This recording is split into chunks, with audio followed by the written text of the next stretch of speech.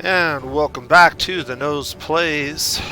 Today we're going to be checking out a game that I've had my eye on for quite some time. Thea 2 The Shattering came out late last year, I think, officially, and has been out for quite a while now. They recently announced that they will no longer be adding any more DLC, but they did add one last piece of DLC. It's a free downloadable DLC called Wrath of the Sea, which you can see on the loading screen at the moment. It has to do with a lot of additions to the game, a lot of bug fixes, little tweaks, but also a fairly significant expansion to some of the sea play. And so there's a lot more you can do out on the water now than you used to be able to. I was introduced to this game both through my Steam library suggestions, but also one of my favorite YouTubers, SB. He played this game extensively. It was a treat to watch him play. I knew right away it was my kind of game, but I also knew that this is a game that takes a significant amount of time and brain power to get into. And so I think I purchased it when it was on sale several months ago now, and just recently decided to start playing it since I have, some free time on my hands. So I've been enjoying it a lot. I've played quite a few hours off camera now, but I haven't actually gotten too far in the game. And I'll be explaining a little bit about why that is, and my thoughts on Thea 2, also my thoughts on some of the strategies and things that I've learned from watching a few other YouTubers who have been incredibly helpful, and also just experimenting myself. But Thea 2 is a wonderful game, and I just wanted to take some time and share it with you guys since I have nothing better to do this weekend. So we're going to start a brand new game. And so the very first time that you jump into Thea, you're going to be greeted by this screen when you load in. Now, it's completely random which two gods you start with each session. So if you really, really don't like the two that you started with, for whatever reason, you can start a new profile, and the new profile will give you two random gods. They're not always the same for every playthrough, but if you just play a little bit, you'll be able to unlock other ones pretty quickly. So I wouldn't worry about it either way. The gods have some interesting effects, and there's some neat strategies and things you can do with each one of them, but as far as just getting your feet wet, not really a big deal which one you start with, and you can largely ignore most of the god specific stuff until you really want to dive into it. So it's not going to be really important one way or another. The next thing that you have the option of dealing with is this, and I believe the game by default starts on easy mode. There is a normal mode, and then there is a difficult mode. And then there is a custom mode where you can customize your game experience if you so choose. We're going to be playing on the normal difficulty, but I highly recommend not that you start with the easy difficulty, but that you consider it depending on the type of player you are, and we'll get into the types of people who might enjoy this game. But we're going to go ahead and start on the normal difficulty. I think there's not much more that I want to go over on this screen, but you can mouse over. There's a lot of tooltips. Most of them are pretty self-explanatory. So if we choose to go with this god, which I believe I will, we get the favorable winds attribute. Basically, it makes our raft, or we start with a raft, and it makes all of our movement on the water +2. So we get a little bit more movement on the water, which can be really helpful. Domain of Light, this has to do with the way that you tackle certain challenges and maybe certain quest lines specific to Light Domain, and also the domain of harmony. So I think every god has 2 of these, and they're intermingled. So there's probably another god who has the light domain, but they're going to be light and something else. And then we have this neutral domain times 4. And so I'm not exactly sure what these multipliers have to do with anything, but we'll go ahead and get in the game, and I'll show you the next page. So this is a page where you get to really customize your game experience. Each time you load into a game with Thea, you get to choose your starting circumstances to a certain extent. You can see that at the beginning of a playthrough, very little is unlocked. I'm not sure that I've spent any god points on this account yet. I think I have 4 that I've saved up at this point. I don't think I've spent any. So you can see I haven't played a ton. And basically, you get to decide kind of what you want to start with. And there's all these different ones. Each one has a different cost. Some of them are free, but you have a maximum number of slots. I do wish that they had, rather than having a tab like this, had just utilized more of the screen. That would have been nice, but it's not that big a deal. If I pull all these cards off, you can see we have a minimum or a maximum number of slots. We have 1 of these light domain slots, so we can grab any card that has this symbol on it. And you can see there are quite a few of them. However, most of them are locked behind god points, and some of these take a lot of god points to unlock, and they also cost a lot. And we'll talk about that in a second. And then we have this one, which is, what is that domain again? I think this was the harmony domain. Yeah. And these might be the neutrals? I'm not sure. It did say we have times 4 neutrals, so that might be what that represents there. So we get 1 light, 1 harmony, and 4 neutrals. Most of the neutrals don't have a lot of points. Some of them are completely free, and then some of them cost god points. So depending on which ones you buy, you may have to pick a lot of the free ones, or you may have to spread your points out and kind of decide which ones you want. I'm going to just auto-select and see what it picks there for me. So if I auto-select, it's going to start me with a craftsman, a gatherer, children, granny's pantry, and basic supplies. This is probably good. This is going to be slightly problematic if we run into a lot of difficult combat at the beginning of the game, since we don't have a warrior or a hunter or anything to sort of help. But we can try to get one of our children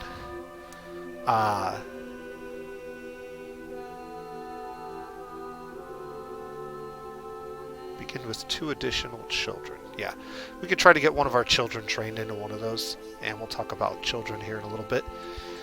I think this is good, so we'll go ahead and roll with this. And then you get to choose your chosen. So you only get to choose one of your characters, or at least you only get to name one of your characters as the chosen. And this is the main character of your party, and the one that is most important throughout the game.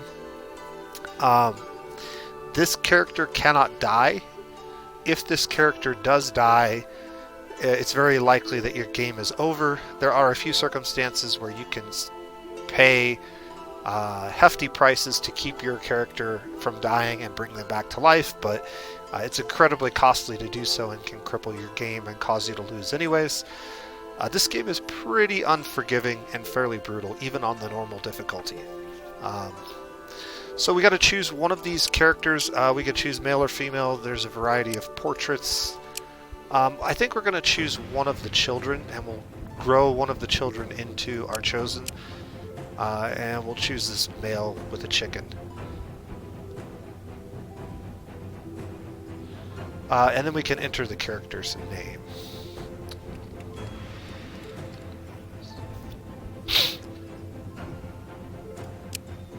Alright, and then you get to choose your world type. It recommends that you choose islands. and only choose the Pangea map if you are a more skilled or advanced player. The main reason for this is the monsters and things that you encounter on some of the other islands or biomes are more difficult at the beginning of the game, and in a Pangea map those things are able to sort of roam around the map more, and so you might encounter them in weird places that you normally wouldn't be able to early in the game, where on an island map the island that you start on is still very difficult, but it doesn't have the same level of challenges on the initial starting space, and you're separated by an ocean, so there's a little bit of water in between you and any of the really scary stuff. So you don't have to worry about being overrun by, giant ice trolls or goblins or things like that. But there's plenty of scary stuff even on the starting island. You can also decide how big of a world you want to deal with. Medium is probably good for most people's playthroughs, especially your first one. I just leave it at the default.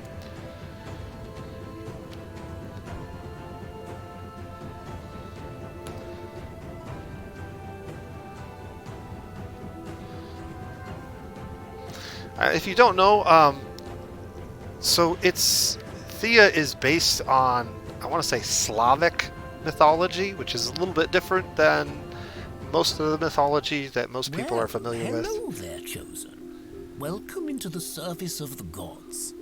As I am a believer myself, I am happy to be the one to guide you. Okay. So, as I was saying, it's based on Slavic mythology. There's a lot of stuff in Slavic mythology. Some of it you might be familiar with and not even realize it. You'll come across things like tooth fairies and other stuff. And then some of it sounds familiar, but actually is not as familiar as you think. And it's just because Slavic mythology isn't as rooted in American pop culture as it is in the Slavic community. So it's very interesting, though, and I really enjoy it. It's a good change of pace and a good twist. There's a lot of neat stuff. You'll see a lot of interesting pop culture references throughout the game that are real funny. They have some really good writing, some good voice acting in the game. The storytelling is pretty good, but it does get a little bit muddy at times in terms of being really clear what's going on. So there are a few times where you'll read something and you'll think one thing's happening, but the wording is a little off and it makes it difficult to... But you figure it out pretty quickly. I'm going to skip most of the story and the voice acting for you guys so that you can experience it for yourself. So whenever this guy pops up, this is also sort of your tutorial guide for your early gameplay, and this is what this option is for. You basically get to skip the story and just get right to work once you've seen it a couple of times. The main thing that we want to pay attention to is at the very beginning of the game, you're given this cosmic seed. Cosmic seed is a very, very important and valuable item. You can do some very incredible things with it, but there is a limited number of these that you will ever possess in any playthrough. I believe that the maximum number of these that you can get is 2. I don't think there's a way to get a third one. There might be, I could be wrong on that in the extreme late game, but you start with 1 and you get 1 by completing the majority of the main quest line, or at least a portion of the main quest line. And so you can get another one fairly quickly if you know what you're doing and you've done it a few times. But the first time you try to get your second one, it'll take you a while. Okay, all right. We're going to skip all this and get right into the game. The next thing that happens is he gives you stuff, and so periodically throughout the game, this tutorial character Theodore will pop up, and he'll give you quests, he'll give you tips, or he'll give you stuff. So in this case, he gave us some wood and some berries. We also got some research points, which are really important, and some experience points, which help level up our characters. Alright, and now we enter the game. So let's talk a little bit about what Thea is and what Thea is not. Thea, at first glance looks like a lot of different things. One of the first things that I did when I was looking at Thea, I came across it on Steam, and I watched the game trailers for Thea 2. I thought it looked really cool. I liked the art style. I liked some of the vibes. The gameplay, as it's described in some of the trailers, sort of make it feel and look like it's an RPG of sorts. There's particularly a trailer that has to do with the character that's a rat and turns into a werewolf and all that, which are all cool things that you can do in Thea 2. But the way that it's described and the way that it's presented, it sort of makes it feel like the focus of the game is sort of an RPG element. And while there is an RPG element to the game, I do not believe that that is the foundation of the game. If you disagree with my take on this, let me know in the comment section and we can discuss it. But I'm going to basically tell you the different layers that I believe Thea 2 possesses, and then you can kind of think about whether or not this might be a game that you might be interested in. So one of the layers of the game is definitely this RPG element. You have your chosen character and you have all these other characters. You get to assign them stats and abilities. You get to equip them with gear, give them jobs. So there are definitely some RPG kind of elements to the game, but I don't think that's the foundation of the game. The other thing you might notice when you load in is there's these hex tiles, and one of the things that you get told about that cosmic seed early on is that you can use it to build a village or build a city. And so there's resource gathering and other things going on, and a lot of people say, oh, well, it's kind of like a 4X game. It's a 4X game with some RPG elements, and I would say that's closer to what it is, but I would say once again that a 4X is not the foundation of what Thea 2 is. What I really believe that Thea 2 is it's a roguelite, and I'll explain why. But basically, this game is incredibly punishing. It has a very, very pleasing gameplay loop, feedback loop for some types of people. And it's one of those games where you're going to play it over and over and over again, and you're going to experience a lot of the same content, but each time you go back, you get a little further, you get a little more, you get new ways to approach the game through unlocking new gods, new starting gear, trying different paths down the choose your own adventure quest lines. And so what I really feel like this game is, at its core, at its root, at its foundation, is a roguelite. With a layer of 4X and a layer of RPG on top. And if you really, really, really like 4X strategy games, you may not find this game to be your favorite. If you really, really like RPGs, this is not probably going to do it for you. You're not going to get the same kind of feeling that you get from things like Divinity 2 or Baldur's Gate or some of the more real serious RPG style games. If you like linear storylines, this is probably not going to do it for you. But there is a way that you can get around that. And what I would tell you is, if you want to play this game in a more linear fashion, with less of the roguelite elements where you're constantly having to replay the game over and over and over again, I would definitely stick to that easy difficulty level. The easy difficulty level makes the game where you can pretty much get through it on one of your early playthroughs, and you don't have to constantly go back and redo a bunch of stuff. However, that's only going to be enjoyable for people who are just not okay with the roguelite element of the game. If you are a person who enjoys roguelites and you don't mind going back and replaying things over and over again because you enjoy the core feedback loop gaming experience that you get from a roguelite, then I would highly recommend that you jump right into normal difficulty after maybe your first playthrough, maybe even your first playthrough, and then once you get comfortable with the basic mechanics, ratchet it all the way up to hard and go from there.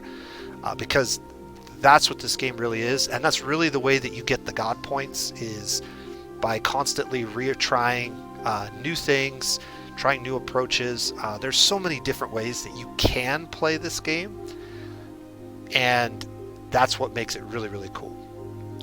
So, all that being said, that's my teaser 20 minutes in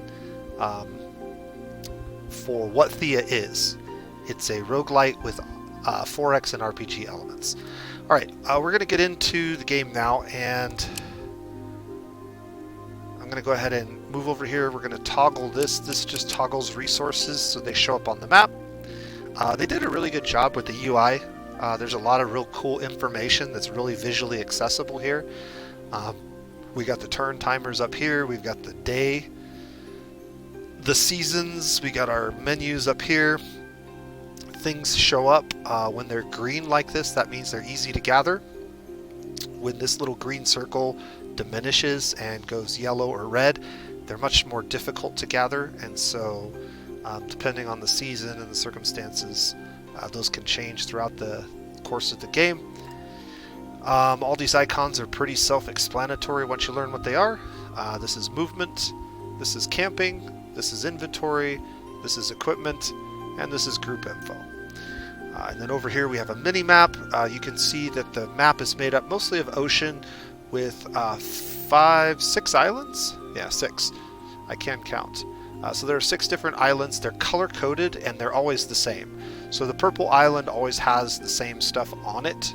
It's randomly generated and randomly shaped each time, but the same monsters and the same quests are always going to be on the purple island. Same for the green, same for the bluish colored one, the gray one, the brown one. And then you always start on this middle-ish dark brown, blackish island. And this is the easiest island to start on, so you'll want to stay here for at least the beginning of the game in most playthroughs. There's some information here. I can also toggle this to view my characters, and apparently I can turn that off somehow. I don't think I've ever done that before.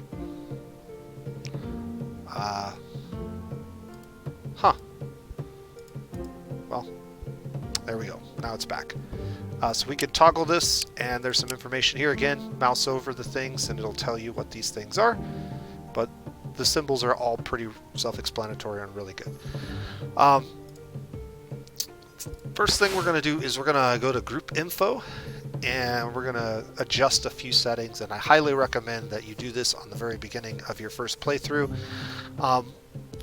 One of the things that you're constantly going to be doing is you're going to be burning wood or wood-like substances whenever you set up a camp. This is a resource that's pretty important to keep on hand whenever you go out adventuring if you plan on camping.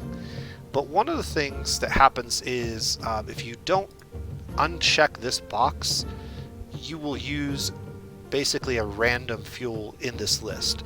And sometimes you're collecting really important goods, and there are higher quality versions of wood that you could burn, but you generally don't want to.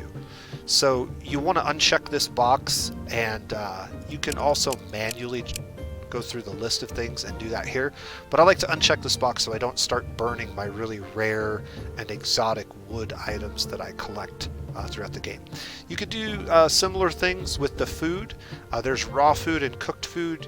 You can use these buttons to very quickly basically say, hey, don't eat any of the raw food because I want to use it for cooking, or yes, raw food is good to eat, or you can individually turn them on or off depending on what you want to do.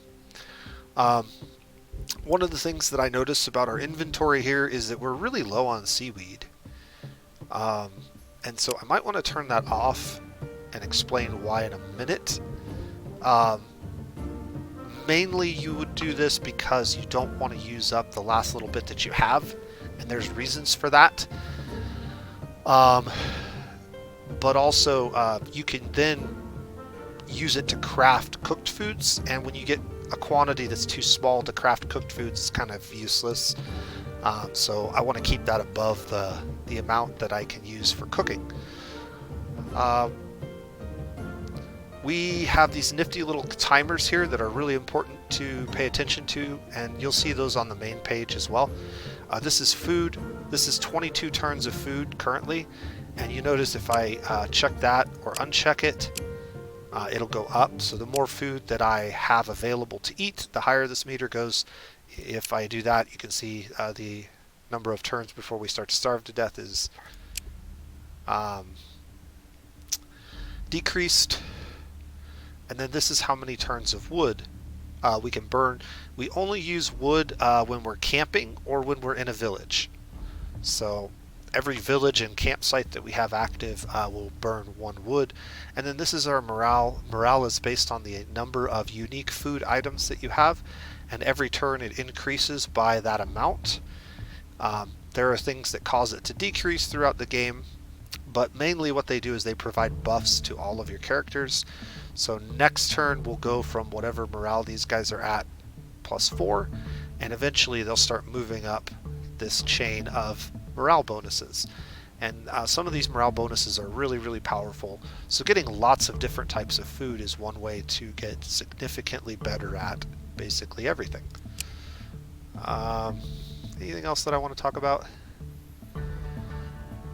We're almost 30 minutes in. We haven't even taken our first turn. But if you've watched any of my videos, that's sort of par for the course. Okay. So now we've done that, let's go ahead and look at our characters. And one of the very early things that you want to do before you even take your first turn is look at any equipment that you might have, and also the equipment that's on your characters, and see if it makes sense to rearrange any of this gear, move it to different players.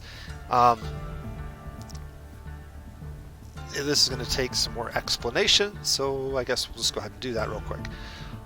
So if you mouse over a weapon, it'll tell you a little bit about that weapon. This weapon is a destiny-based attack. You can see that by the purple symbol. Some weapons can attack in more than one category, and you can see that all characters have 3 color and 6 stats. So you have red stats, which make up your health pool. You have yellow stats, which make up your sanity. And then you have purple stats, which make up your faith. Losing any of these health bars can be seriously detrimental and eventually lead to death. In fact, even just getting low in maximum health or in sanity can cause your character to basically die. Faith doesn't actually necessarily cause you to die when it goes all the way to 0, but it will start to bleed your health if it stays too low and you don't fill it back up, which can be problematic. So it's real important to keep your health bars topped off. The next thing is to understand that these 2 points, so these 2 purple stats, basically are what account for this number. So if you're low on one of your health pools and you want to increase it, you need to start selecting that color of stat, and both of them will increase the amount by some quantity. One is usually the primary and one is the secondary. And so, for example, strength will give you more health per point than perception will, but both will give you some health in this pool whenever you take a point in it. This will also be used for these types of attacks. So if you have a strength-based weapon, like an amber club, for example, you'll use that stat when calculating damage for that attack. This is a destiny-based weapon, this is a destiny-based weapon, this is a perception-based weapon, and so the bone bow would use this stat. So you generally want to have a weapon that matches your highest stat for each character. So for example, this character has a perception of 3. It is her highest stat, right up there with intelligence, and so having a weapon that utilizes that will be probably the best case scenario for her. This character has a high stat in perception, and so she's using a weapon that uses destiny, but she has high perception and intelligence. Getting a weapon that uses one of these might be better, and in fact, what I'm likely to do is put that bow on her, because the bow's going to do way more damage in her hands because of this high perception stat. This character has really high strength and really high wisdom. Again, we don't have a good weapon, but maybe that. This character has high perception. Man, we have some really crappy weapons. We're going to have to remedy that very quickly. Okay. Adults have greatly increased stat lines over children. Children will always start with pretty poor stat lines, usually around 2 or 3. They also have significantly lower weight capacities. What that means is the amount of gear that they can carry is pretty diminished. And they're pretty useless in combat. So taking gear off of them is not that bad of a thing. They're not generally going to be used all that much anyways. He actually has the highest perception stat, so I'm going to go ahead and move the bow to him. I'm going to pull the armors off of these guys, and we're going to look at them individually here. This armor increases shielding by 10. Shielding is kind of exactly what you would think it is. It's sort of a layer over the top of your hit points that enemies have to burn through before they can actually hurt you. 11 is the highest one we have, and so we're going to throw that on the melee character, because this character is likely to be on the front lines and take the most damage. And then, do any of these weapons work? Okay, the wands actually do work in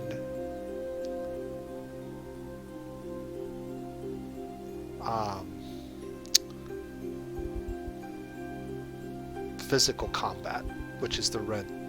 So you can see the cards. There's a red, a yellow, and a purple card there. You're going to use your destiny stat, but you're able to use this weapon in every single one of those types of encounters. So we'll go ahead and throw this on her, and then this is a less good one. We can throw it on, I think this kid had a, yeah, this kid has the higher destiny, so we'll throw that on him, and then we'll just give this to her for now. She actually has high intelligence. That's a wisdom-based item. Do we have anybody with really good wisdom? She's got really good wisdom. But I would rather give her the club right now. Okay, and then the characters that are going to be in the front lines. Are any of these other characters going to be in the front lines? Probably not. So we'll give the... Well, can he... Yeah, he can wear that. Okay. And then she can wear that. And one of the kids can wear this one for now. And now everybody's kind of kitted out the way that I would like them to be. You don't have to mess with this right away, but sometimes it's helpful too. A lot of the early combat's going to be red, physical combat.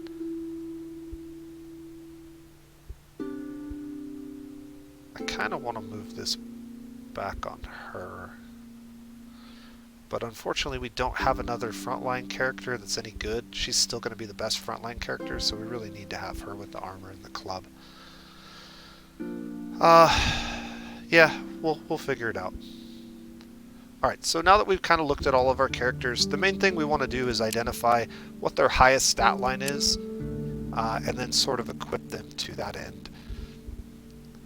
We have all these other things over here we'll talk about later.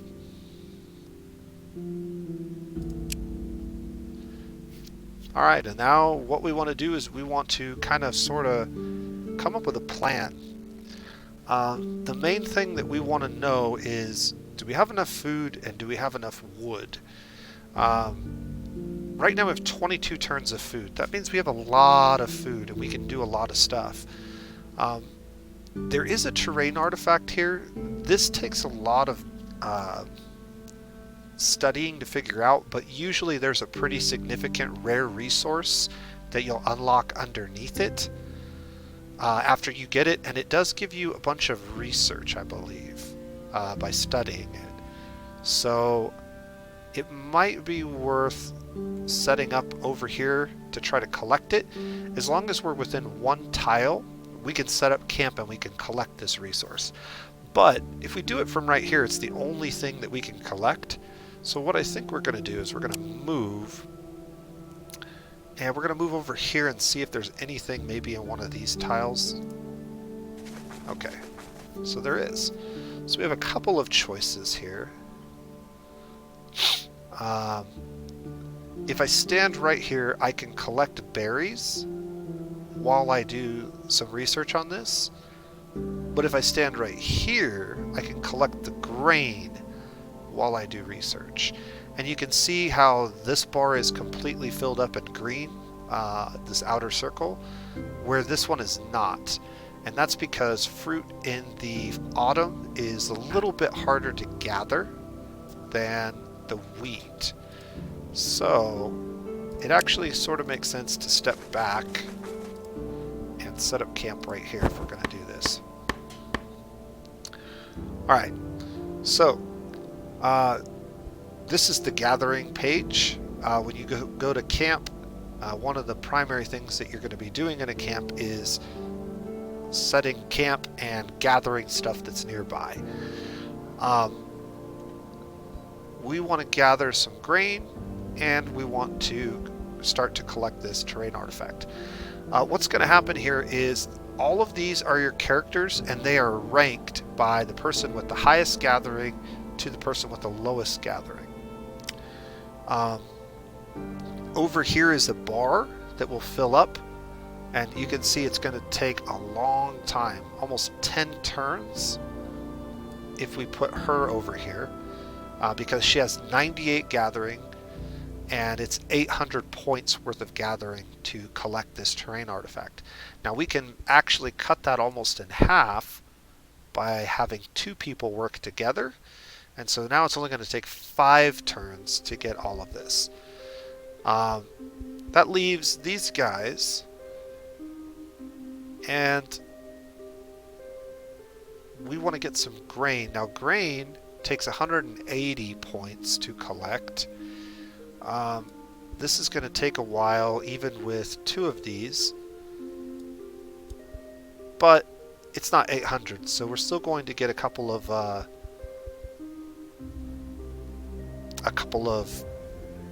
chunks of grain. I guess chunks is the wrong word, but and then we have one character who's left over, and I have a plan for that character. So we're going to sit here for quite a few turns and just pound the end turn button. But before we do that, we want to go to cooking. And we talked about food briefly earlier. Cooking basically takes small amounts of raw food and turns them into larger quantities of cooked food, which is really helpful. Cooked food is also more valuable in trade, and the more types of cooked food that you have in your inventory, the more morale points you get per turn, and the faster we move up to get some of those other bonuses. You always start the game with a few recipes, so we know how to make sweetmeats. Sweetmeats are primarily made from meat and berries and spices. Now, one of the things that's semi-confusing about this is this primary material of meat matches what we have in our inventory right now, but it doesn't actually have to. There are a bunch of meat-related items that can be put into this slot. It's not just the steaks. Same with the berries and the spices. There are various things. One of the things that's really nice is if you mouse over a resource, it will tell you if it fits in a slot by that little green highlight. So if I moused over, say, fish, the meat slot would highlight just like it is here, and I know I can move it into that slot. That's really good. If I mouse over here, you can see that it's meats. Primary ingredients include meat, fish, honey, and eggs. And the secondary ingredients include berries, acorns, herbs, and I believe the little red bowl is spices. So we can mix and match and get a lot of different varieties of food. Again, those give us lots of different morale points. So what we're going to do is we're going to take that and we're going to take that and we're going to create a rollada, a nice chunk of meat rolled with veggies. So we're going to confirm that, and that's going to create this task here. And it's currently set to infinite, so we just keep making this as long as this is here. We can leave this task here for future reference, but we can also save it to our favorites, so that way we don't have to go in and recreate it later on. And we can get rid of it if we want to by clicking the trash can or move it back from here. So this is really helpful, especially if you have large quantities of those particular materials and you want to do this periodically. Whenever we pick up camp, all of these tasks get removed, but the things in your favorites list will stay there, which is really helpful. We could also try to craft a different type of food, but right now we only have these two compatible ingredients. So one of the things that I like to do right at the beginning of the game is go into our research screen. And research, there are 4 categories of research you can do. This is the gathering, so these are all the things that we can find on the map and collect. Some of them we actually can't find on the map and have to create by combining materials, but you still have to research them here. So there's a lot of different things. In order to get this, you only need one of these. You don't necessarily have to get all 3 of them to get to mythical level and so on. So these are your tier 1 resources, tier 2 resources, tier 3 resources, tier 4, and then tier 5. So there are 5 tiers of basic resources. You start with being able to collect only tier 1s, but you can unlock any of the tier 2s with a single point. There's a couple of symbols that you want to be made aware of, and they're really important to understand. So when you move from a tier 1 to a tier 2, you have a basic tier 2, and it's essentially a better version of the tier 1. I'll explain a little bit about what makes it better later on. And then there's 2 other varieties of tier 2. There's wild resources, which have this symbol, and then there's improved resources, which have this symbol. And they both do different things. The improved resources are really, really important, particularly for characters that don't have a lot of strength. The reason that they're important is because if you mouse over this icon, you'll see that these items have a small risk of failure, so a small risk of becoming trash items, which is nice, but more importantly, they're lighter, and that lightness means that if you make things out of it, they don't have a heavy weight, and that means that things like young children might still be able to carry them, because children have a really low weight capacity. Also, any character who doesn't have a lot of strength, if you can find an improved resource and build their gear out of it, they tend to be lighter than with similar stats to other tier 2 sources. So that's really helpful. The wild ones, they're kind of the opposite. They have a significantly higher risk of ending up as garbage, but they have really, really good stat lines. And so you can make some really powerful stuff, but there's always a random chance that you might end up with less than optimal numbers on your weapons or armor or whatever you're making when you build out of wild resources. It becomes incredibly difficult to use multiple wild resources in a recipe. So if you're going to build anything with wild recipes, stick to using only one wild item in the recipe, especially in the early game. In the late game, you can get away with using more than one wild, but even then it's still a dice roll. Lots of stuff here, but we're not really interested in that. Here's all the weapons and armor and various other items you can make. We're not going to talk about that. What we're going to talk about is food. And one of the things that we had a bunch of in our inventory were vegetables. So we have these two things over here. Grandma's Treats, Traditional Menu, and Vegetarian Choice. Now, normally I like to know a little bit more about what's around me before I make this decision. And since I don't have anybody else I can cook with, and I have something I can cook, I'm going to hold off. But if we find that we're surrounded by lots of vegetables, or we have a variety of, say, vegetables and meat, we're going to pick one of these up and we're going to start cooking a lot of different types of food, because it really helps you out in the early game to get that morale bonus rolling. So right now, we're going to put this guy over here, and he's going to come up with 12 of these rolladas every 3 turns, which is good, and he'll just keep making them. It looks like, based on this number, we can make up to 3 of them, so we'll see how that works out. Alright, so now that everybody's got a task, we're just going to go ahead and hit the intern button, and we'll probably get... So, as tradition has it, your god sent me to guide... Okay. Again, we're going to skip this guy's tutorial stuff, but he'll give us some more stuff. The next little thing I want to point out is hiding. So if you set up camp and you stay there for a really long time, this number starts to get bigger and bigger. And what this does is it prevents random enemies from attacking you. So if you're trying to stay away from enemies, this is a really good thing to do. It tops out at 95%, which basically means you have a 95% chance to be ignored by any wandering monsters that might move by. We're just going to start mashing this intern button. Yummy! Well done! And here... Okay. He gave us another food item, this nut tincture. There's a lot of really difficult words to pronounce in this game. This is made from acorns and spices. And we don't have either of those items, but this does count as a unique food source in our inventory. So if we go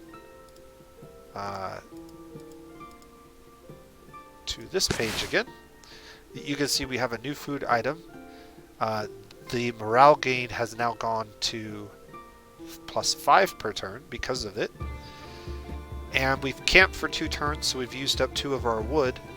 Eventually we're going to need to find some more to replace it.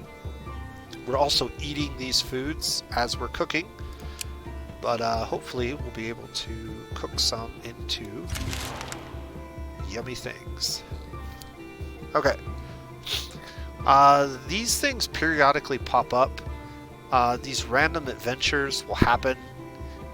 Sometimes they feel a little out of place. Basically, it gives you like a short choose your own adventure story, but it may not actually fit with what's going on in the game in the moment.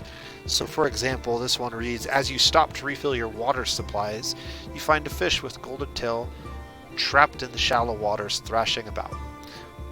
We're literally setting up camp and cooking, and all of our characters are doing this. This actually has nothing to do with what we're actually doing in the game. It's just one of these random events that gives you a chance to choose your own adventure, so to speak. And sometimes the outcomes can be good, sometimes they can be bad. So it's a good idea to sort of experiment and try different things. But generally speaking, if you want to avoid something, there's almost always an out that will allow you to avoid it if you don't want to deal with it, if you don't want to roll the dice and take a risk. And some of these things are definitely dice rolls. And so sometimes doing the same task will give you different results. I don't know exactly what it's based on. I imagine that your luck stat has something to do with it, and there's probably some other things based on the types of characters you have and whatnot.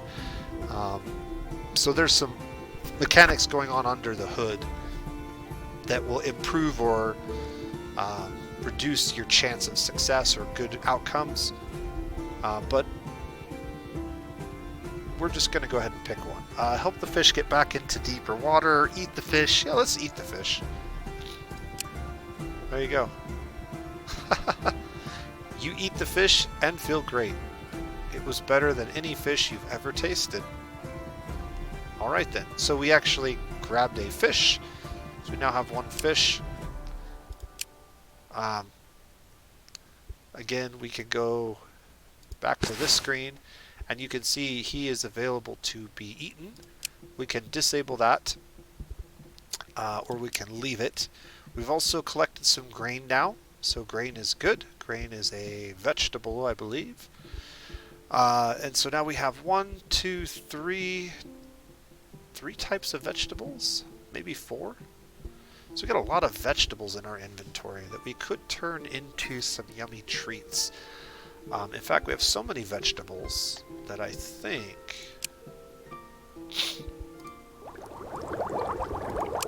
we are going to learn vegetables. I think that's going to be the one that allows us to make the most varieties of foods from what we currently have. So I'm going to go ahead and learn that. We got a couple more turns before we get this done. But we're going to go back to this cooking menu, and we've already gotten one round of this, and you can see there's progress towards the next round. So your progress does roll over, which is nice. Let's go back to the inventory page real quick and see. Okay, yeah, we definitely have some of those. So before we make another round of this, let's go ahead and check out our new recipes.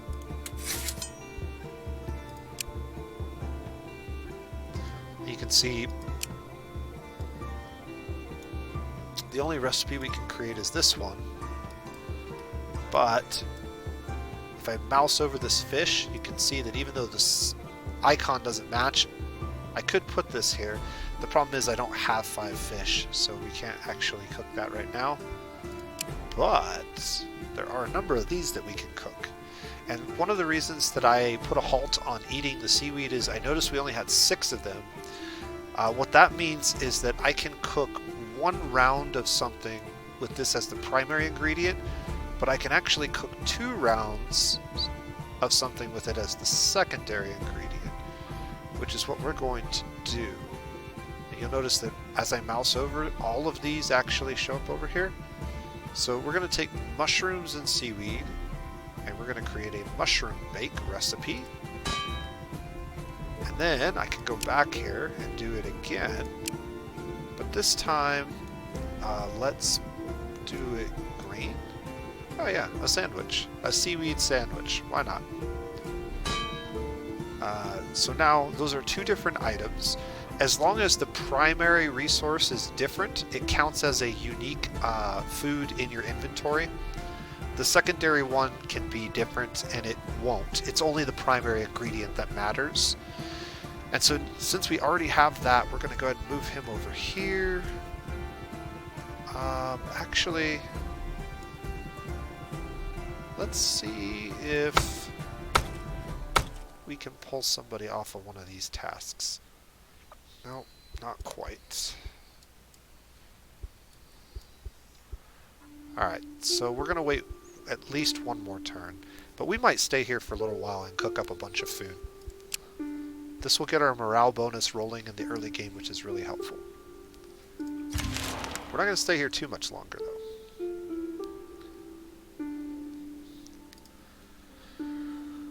Okay, we need 2 turns to get everything completed. Alright, so now we've got another stack of these. We've got another stack of grain. this thing. So that thing's been completed. These guys no longer need to necessarily be gathering grain. We can actually put these two on grain, and because they have over 180 combined points, they will gather grain every single turn, which is really nice. That also frees these two up to come over here and help me cook. And so she's really good at crafting. You can see her crafting stat is pretty high. She is actually our craftsman or craftswoman. And so she's going to go on to... Let's actually put her on this one. Well, I only have 8 of those. We're going to have to make a new task. So I need something that I can make more than one of. So let's put that. And maybe that. That's a sandwich. We already have sandwiches. Are all of these going to be a sandwich? Yeah. But we haven't made anything with this as the primary resource yet. So let's try that with grain. Since we have a lot of grain, we'll make pickled gherkins. Pickles. Yeah, that works. That's a new item. Confirm that, and we can make 2 rounds of pickles in a turn. So she has over 100 crafting. She'll actually bake this twice, and we'll get 2 sets of pickles, which is really good. And since we have so many cooked foods now, he can stay on that, and then she can start making one of these 2. And we'll do this for a couple of turns.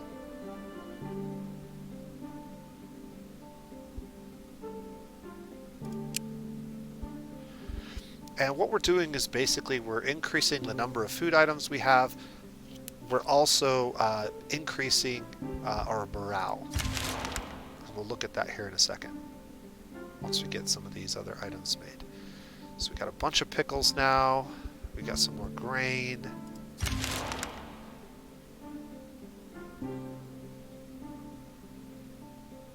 More pickles. More of these. More grain. And actually, I think we've got enough grain now that we can pull 1 or more of those gatherers off of this. So let's pull these guys off for a second and see.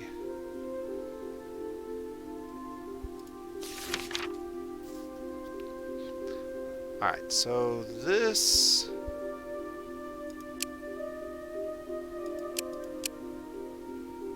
This shows all characters, including the ones that are currently working jobs. This is the research page. This is the terrain thing that we picked up earlier. It's worth 30 of these research points, which is a lot, but it's going to take a really long time because we don't have anybody that's particularly good in research. And even if we put our 2 best characters on research, it's going to take 15 turns to get these 30 points. I don't think that's something we want to do right now.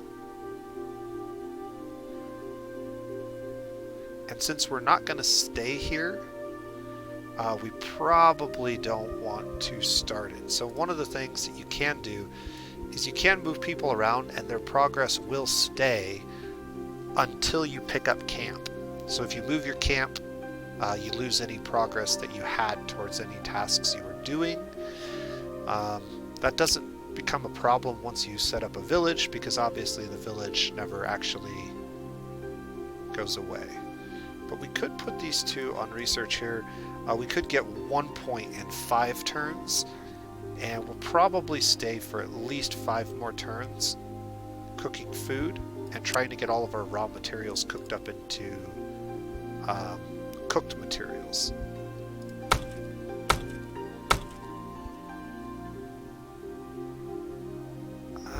Debating whether I want anybody else working on grain. I think we'll just leave it as it is.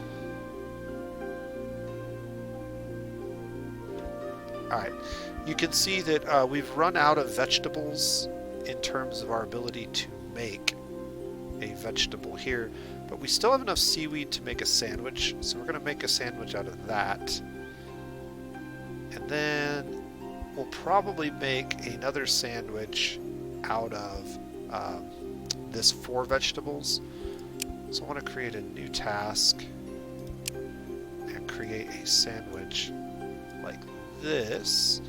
And we want to make sure that we turn vegetables off so that nobody accidentally eats up the vegetables that I'm planning on using as a sandwich material. In fact, I think I'm going to go ahead and just turn off all raw foods for now.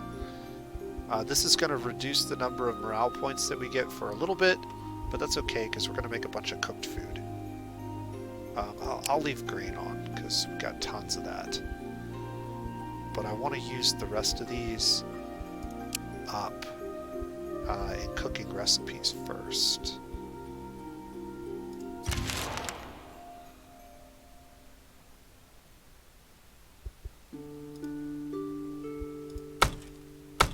Whoops, wrong one.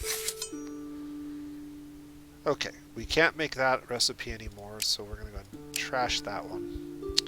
We can't make that recipe anymore. I forgot to favorite these. We want to favorite all these recipes so that we can quickly grab them as we need them. We really can't make any recipes anymore. Oh wait, I can make mushrooms with grain. So if we make mushrooms and grain, yeah. Because we've got lots of grain. But it's actually probably better to use grain and mushrooms. I can get more of them if I do it this way, but I want variety. So let's do this. We'll put her on that. She'll make 2 rounds of that. That'll use up almost all of our mushrooms. And then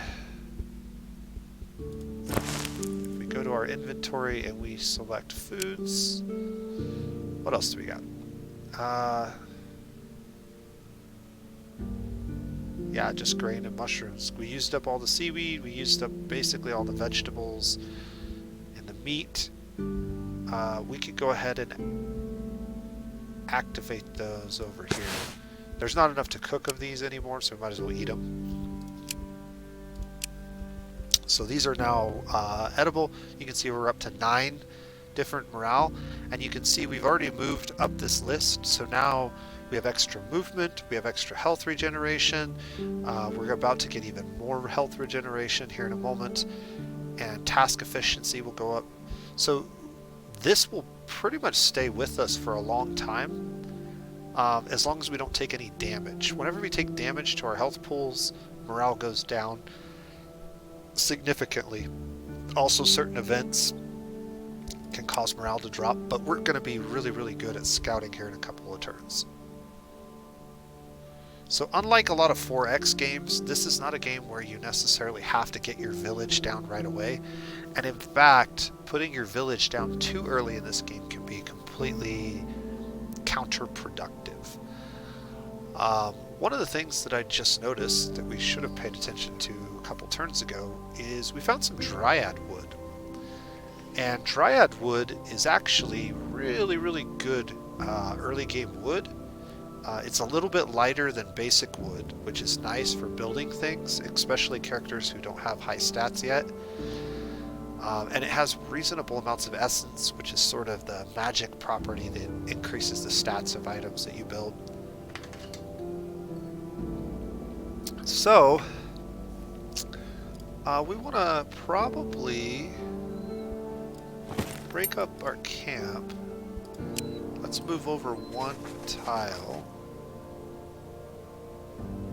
And since we have a bunch of grain, let's actually move down to here. Okay.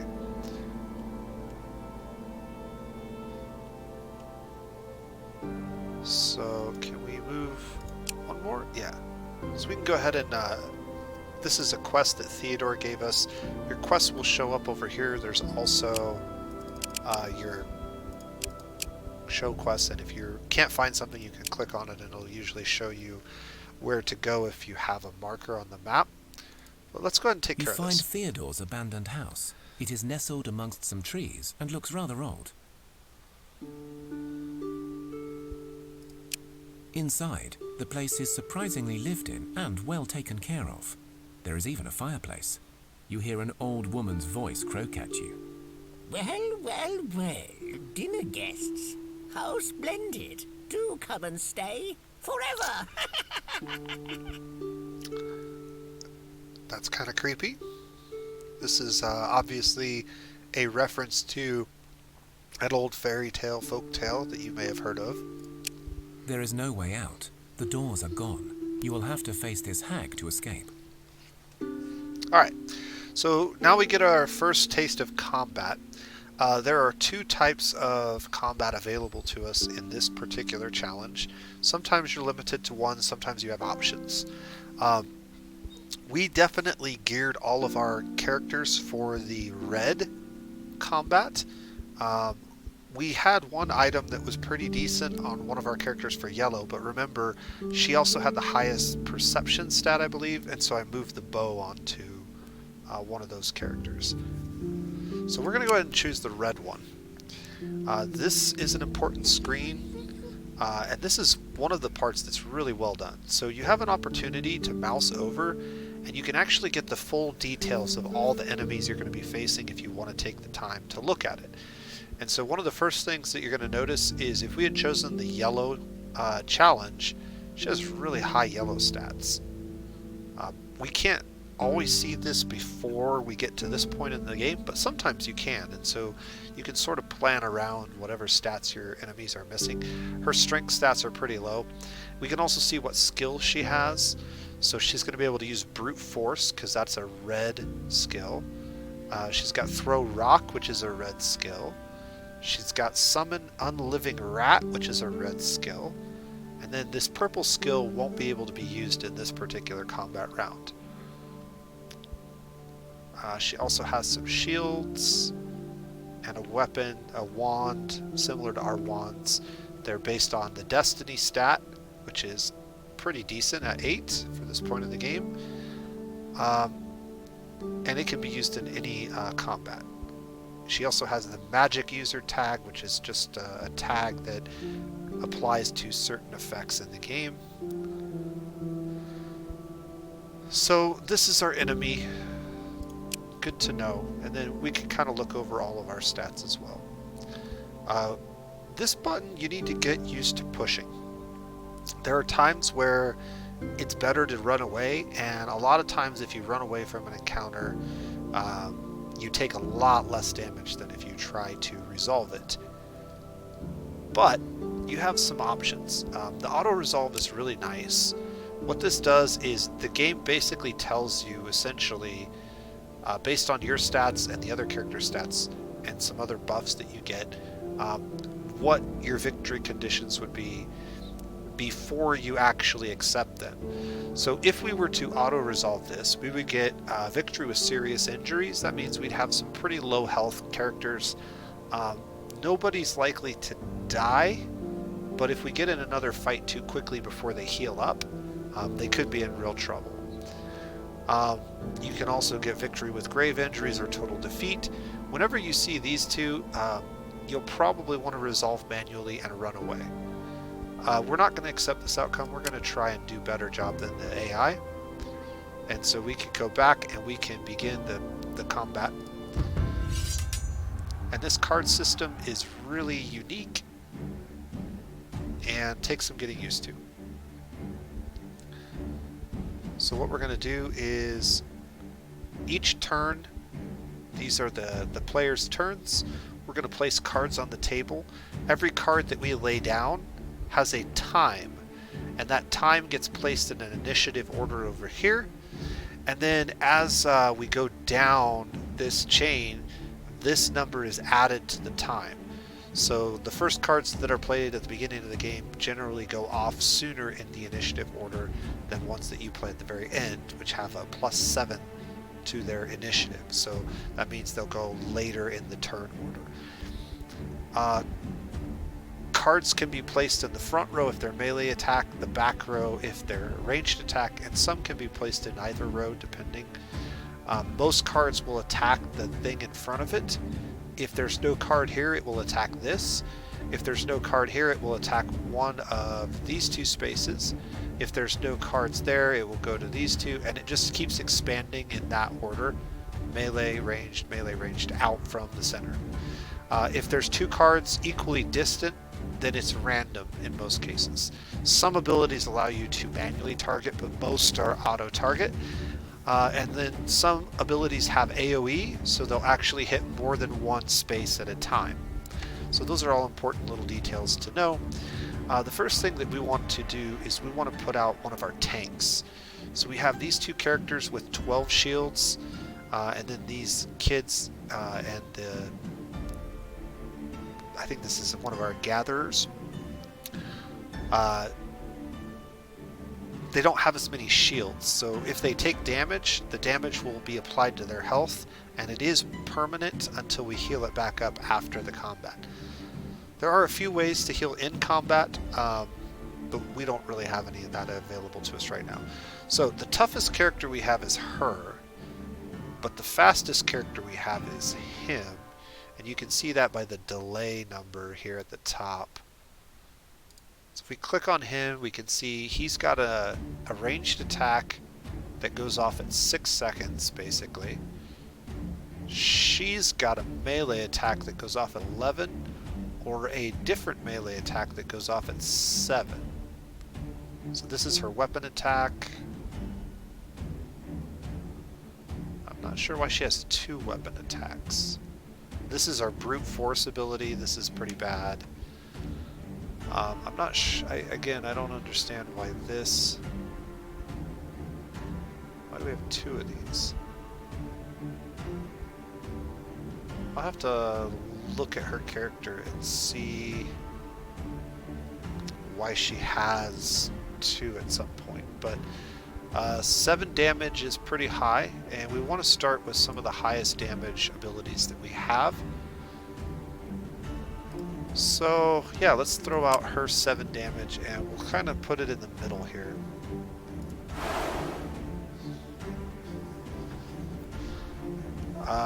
We do not have any more action points. The little gears are the number of action points that you start with. You can see the first player who goes starts with 1, then everybody gets 2, and then whoever ends up going last, whoever goes last did not get to go first. They get 1. So this will kind of tell you how many actions you get to take. I think this is always the same too. And then there are 2 actual combat rounds. If any cards are still alive, we'll pick them all up and we'll play again until somebody is basically dead. So we're going to end our turn. She's going to play her witch card. And you can see she played her wand attack, so that's a ranged attack from the back row. It goes off at 11.8 seconds. So anything that we can play that goes off before 11.8 will actually damage her first. Now she's got 11 shields and 14 health. That's 25 points. Right now we have a single attack for 7. So we're going to need at least 4 of these types of attacks to hit her. We have 2 points this turn. So one of the things that I can do is I can play her card again, and I can deal another 7 points of damage. However, remember, we're adding time, so now this attack's going to go off at 12.2. That's after this first witch gets her wand attack off.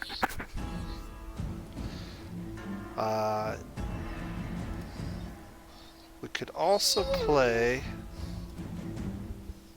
his 7-point attack.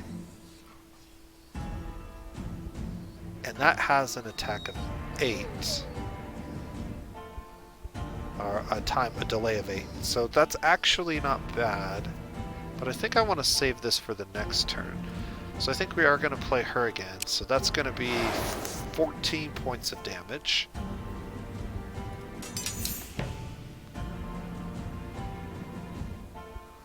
Okay, she played a second witch that goes off at 13. I don't think there's anything we can do to avoid this attack, but we might be able to get enough damage off to avoid this one. So we're at 14 damage. We need to get 11 more points. So we can play this guy for 1 point. Here. And that's a really fast attack. So even though we're playing it really late in the turn, because it's so quick, even with this added +4, it's only at 10 seconds, so it's still going to be the first thing that goes off. So figuring out this initiative order is really important to how you calculate your strategy. The next thing that we want to do is probably play...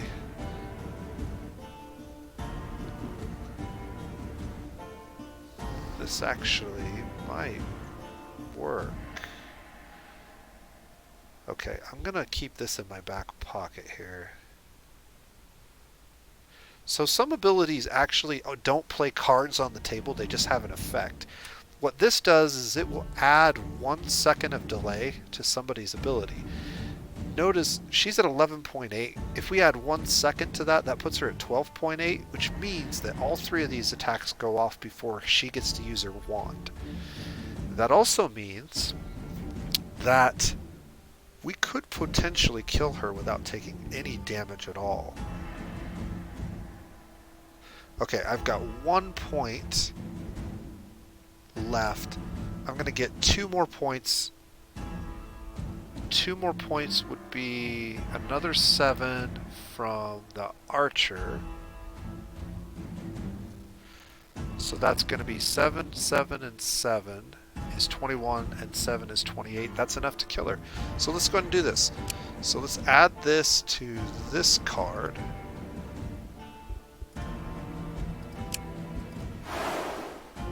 And confirm that we want to target that card. And now you can see the order of operations has changed, and she is now attacking after we do. And then it's just a matter of whether his next attack will be fast enough to beat hers. I'm not 100% sure that it will, but we'll see here in a second. Ooh. Okay, so she summoned some rats. I forgot about that. These could potentially block for her, but because of where I position my cards, it doesn't look like they actually will. They will, however, attack, so we are going to take a little bit of damage from these rats.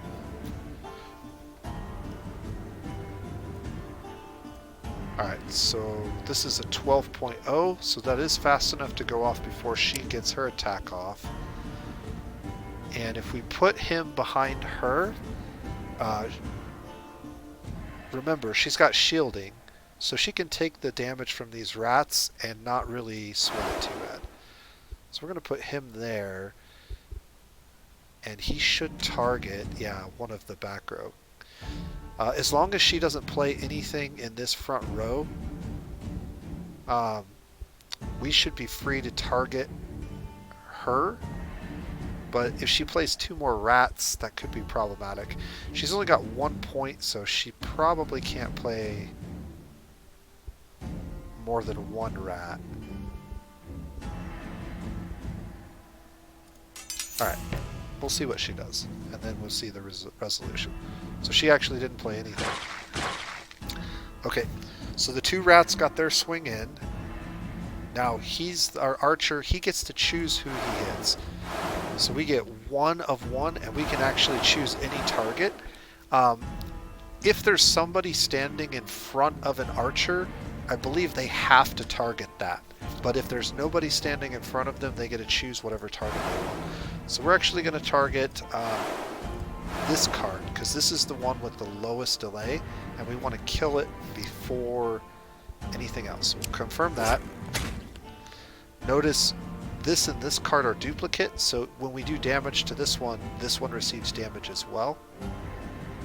Unfortunately, this card ended up attacking this rat, which is going to mess up our plan. I am going to attack that again.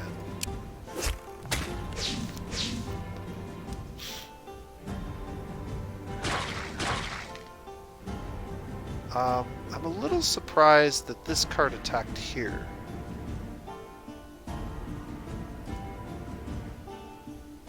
Okay. So what this is telling me is that there's basically a 50-50 chance.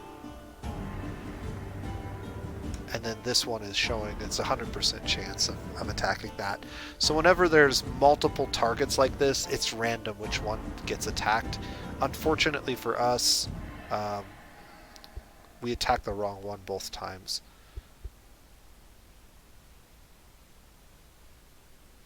Alright. Yeah,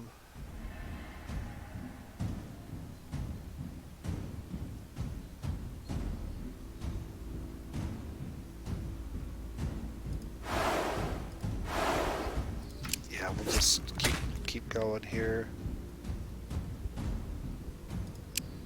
Get rid of the witch. And get rid of the rat. You defeat the witch, and the hut changes back into an old, decrepit building. Alright, we got some spices, and unfortunately, Marislav took a lot of damage because the witch targeted him with her wand all those times. So those rats really messed us up. If the rats hadn't been there, then we would have been able to kill the witch before she even got her first attack off. But we didn't die. We're pretty low on health. Hopefully we don't die. Remember, if your health drops below 30%, you have a chance to die. So it's kind of like the, what's the thing in Darkest Dungeon? Death's Door. So we gotta heal up as quickly as we can. But first we're gonna gather loot. Well done. Well done indeed. As chosen, it is your job to stay alive. You must either dominate the lands or solve the Shattering's mystery, or else all is lost. Alright. And for that, we got some experience and some more research, which is good. But we really need to set up camp. So as long as you're not camping, you do not gain health. You must be set up to camp in order to gain some of your health back. So we need to find somewhere to camp. Now, how much movement do we have left? We are out of movement for this turn, so we're going to camp right here. And I think because we can, we're going to go ahead and learn Dryad Wood. Dryad Wood has a weight of 3, and it is a little bit better than wood. Let's go to... So you can see that this has a weight of 3.5, so it weighs a little bit more, and it has an essence amount of 0.5, while this wood has 0.9, so almost double the essence and a lighter weight. That makes it a much better building material. So we can build stuff out of this, and they'll be a lot better and a lot easier for our characters to carry. Okay, we also got some spices. We should see if we can make some new food with that. And it looks like we got some meat somewhere. I don't remember receiving meat as a reward for anything, but we did.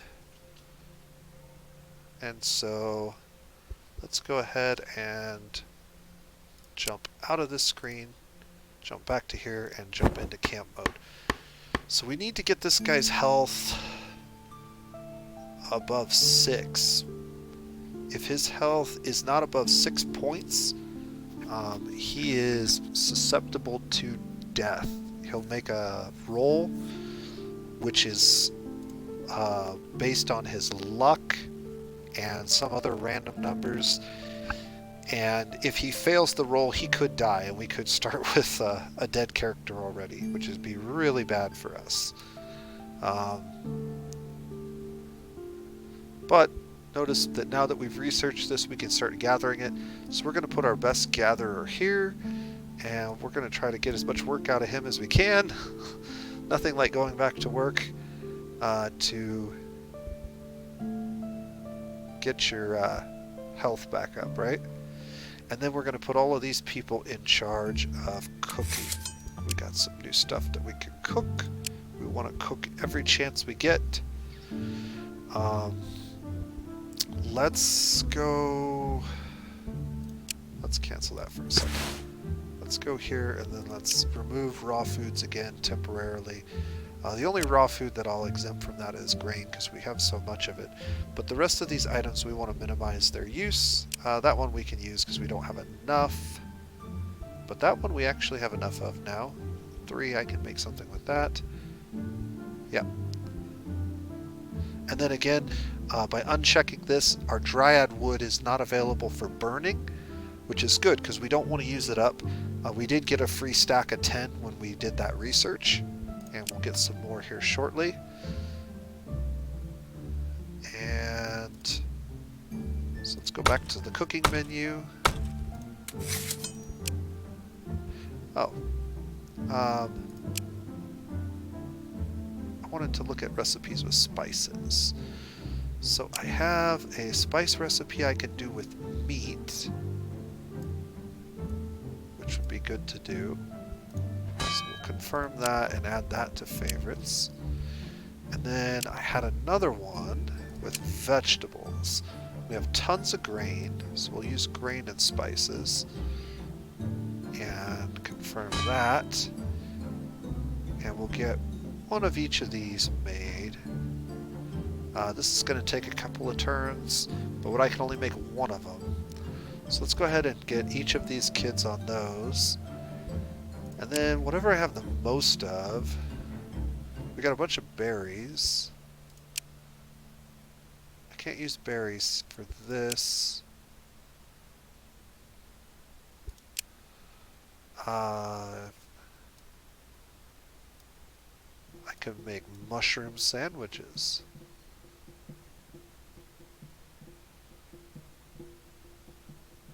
I've got 3 seaweed too. Let's use up the seaweed first, so we can make a seaweed sandwich. I think that's already on here, isn't it? Yeah, seaweed sandwich. So let's get that one made. She'll make that in 1 turn. And then we'll switch it to something else. Alright, cross your fingers. Let's hope he heals. Now that you have had a little time to get your bearings, how about doing me and your cook? Skip that. So occasionally when you get a reward or you do something good, you'll get these mental blessings. What these do is they're temporary stat increases, and they only last for a short period of time. But they can be really helpful, and they do stack. So if you get a whole bunch of these, you can have a very significant increase to your stats. And if you time it right, you can use these increases to go and tackle tasks that are nearby that you might be a little hesitant to do otherwise. So if you know, like, there's a really, really strong red fight that you've been avoiding, if you get a bunch of these mental blessings in strength, then you can go and try and tackle it while you have bonus stats. But a lot of times they're just arbitrary bonuses that you don't really get to utilize all that well. All of our characters leveled up, so we're going to go ahead and apply. This is a really neat leveling system. Every time your character levels up to an even number, they get a stat increase, and they always get 3 choices. They get 1 random choice of stat at +2, and 2 random choices of stats at +1. I don't know for sure if different character classes have higher odds of any particular stat. It seems like they do, but I'm not sure what they are, and they do have the ability to draw anything. So even though you might be more likely to get strength as a warrior, for example, you're not guaranteed it. But you might get it more often. So that's good to know. This character is a gatherer, if I'm not mistaken. Oh no, this is our master craftsman? What is this? Yeah, this is our craftsman. Crafting benefits the most from, I believe, intelligence and wisdom.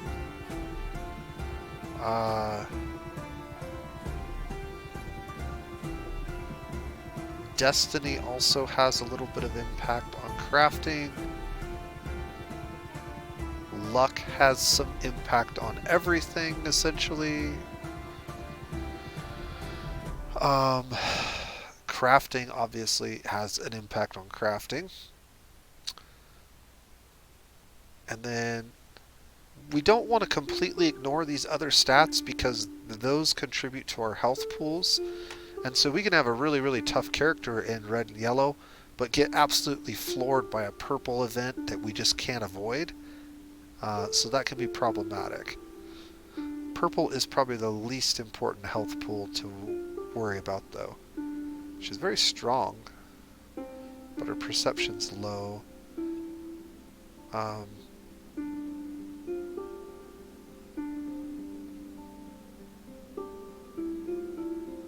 Yeah.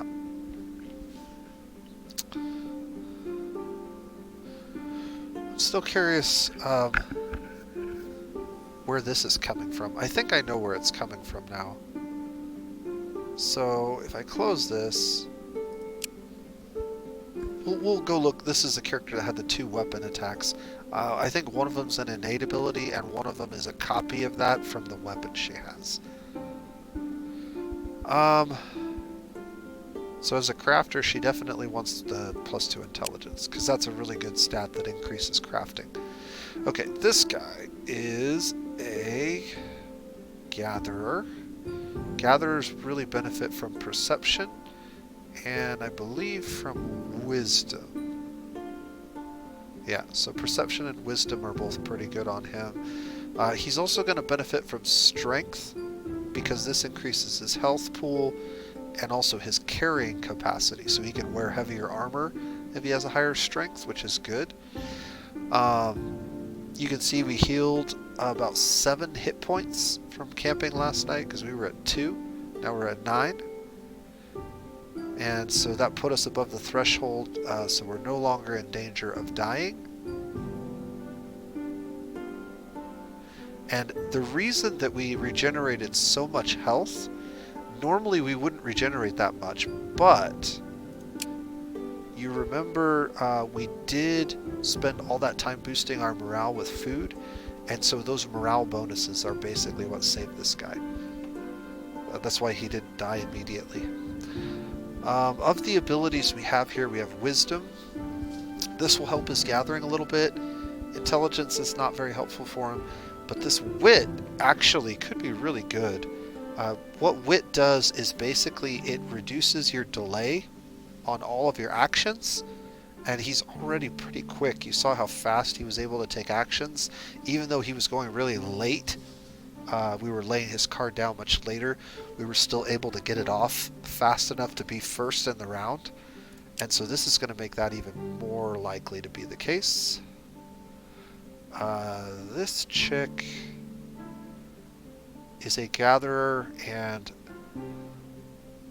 I don't particularly care for mysticism or destiny on my gatherers, but I will go ahead and give her a point of strength. Anytime a point of strength is available, it's worth considering because of the carry capacity and the massive increase to the red health pool. So she's going to get a lot more health. She has 22 right now. That's going to help her a lot. And then this is our chosen character. You can see we rolled slightly better on physical strength, wisdom, and destiny. So any of those stats might be worth rolling into again. One of the things to keep in mind is that certain job classes are only available if you get to 4 points in their preferred stat. So for example, if you want to be a warrior, you need to get at least 4 strength before you grow up. And we'll talk a little bit about the children's mechanic here in a second. But I think we're going to try to make him a warrior. Plus 2 strength when you already have 3 puts him at 5. That means he's going to grow into a pretty solid warrior, potentially. And then this girl, she's got slightly better perception. I would very much like to have a hunter. Hunters are the perception-based physical character class. And so I think I'm going to go ahead and grab perception on her. And we'll lock that in. Alright, we made some sandwiches. Let's go back and look at our food again. We can't make this anymore, so I'm going to go ahead and trash that. But we could make something. Alright, we're out of food for this. We're out of food for that, but we do have mushrooms. And we do have grain. So we can make mushrooms and grain, or grain and mushrooms.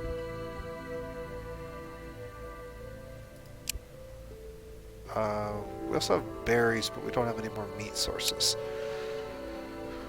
Let's go ahead and start with... Let's make one thing of that.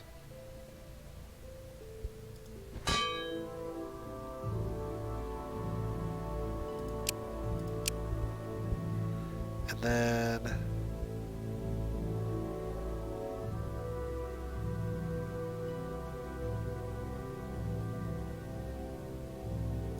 I'll put her on that. That'll actually make 2 things.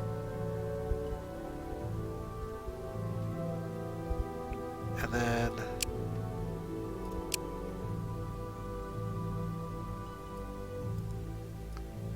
we can make some more mushroom sandwiches when that's done. So she'll finish that and then we'll switch to this.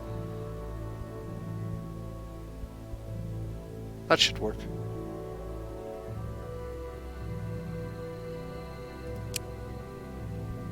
Alright, spend a couple turns doing that.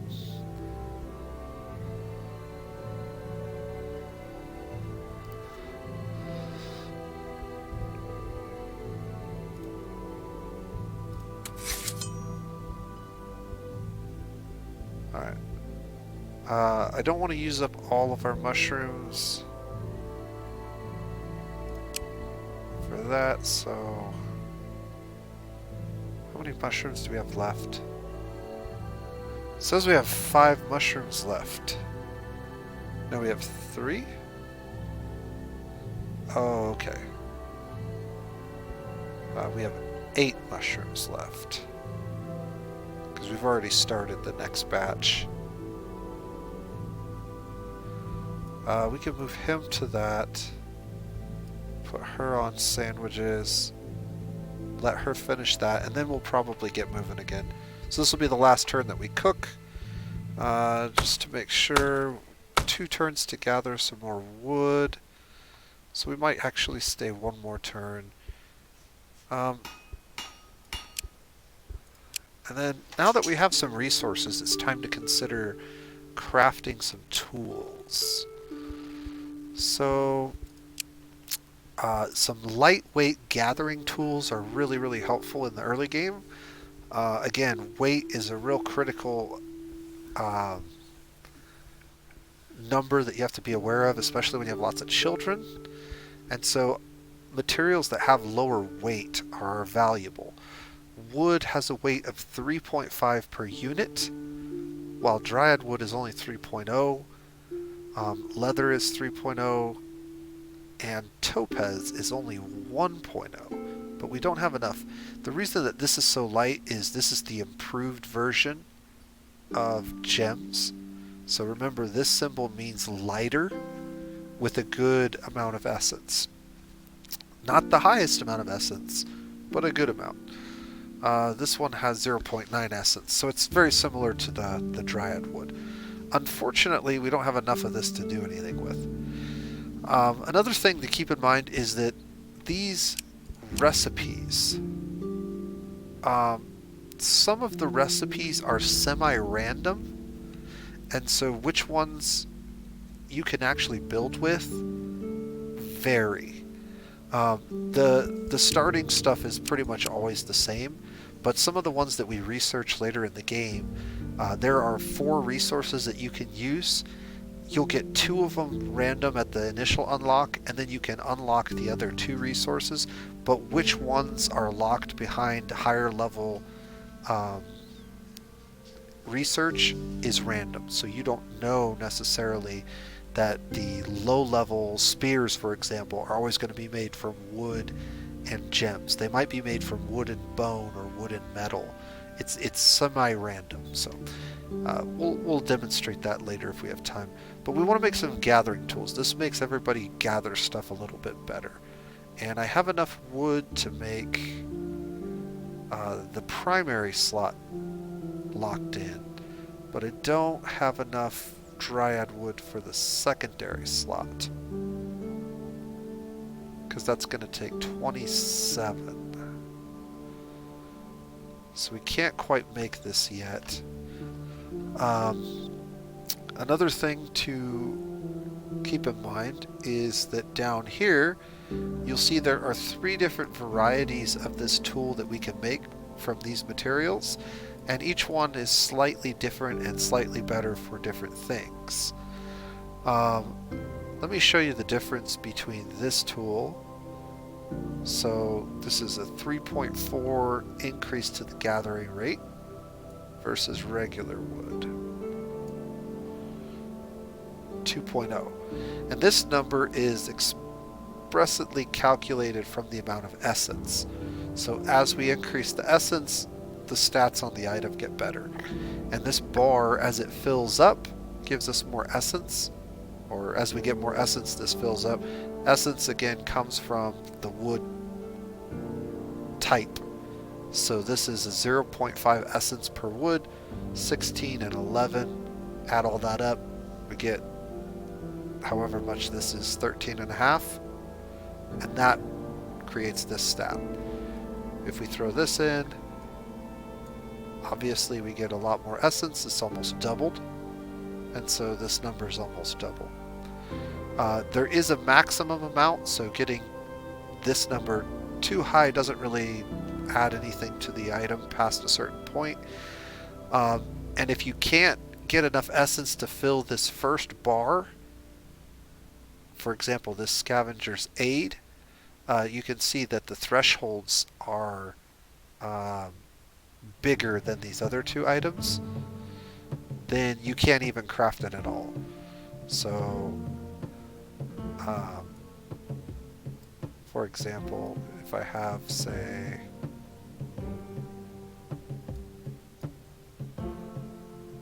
can I even build a crappier version of this? Nope. All of these seem to work.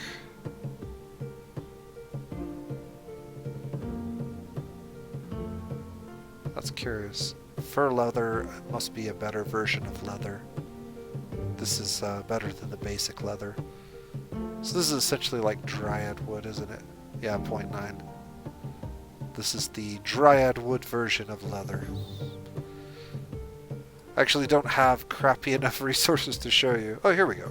Okay, so if I use basic wood, this bar can't even be filled past this first line, and so we can't actually build that yet. That's what I was trying to show you. Scavenger's Aid gives you percent bonuses, which are definitely better in the late game. The Forager's Aid is a percent bonus. This is pretty good on people who already have a decent gathering stat. And then the Gatherer's Aid is a flat bonus. This flat bonus is good for people who have basically a really, really poor stat.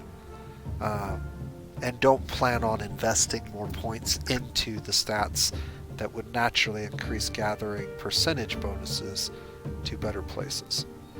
The other thing that's real important to notice is the weight. So a child can only carry about 100 pounds worth of gear, and this item is 75 pounds with the 2 wood. But if I use dryad wood, it's a little bit lighter. Gems would be the lightest, but I don't have any quantity of gems to make gemmed items yet. So I think we're going to make a dryad one.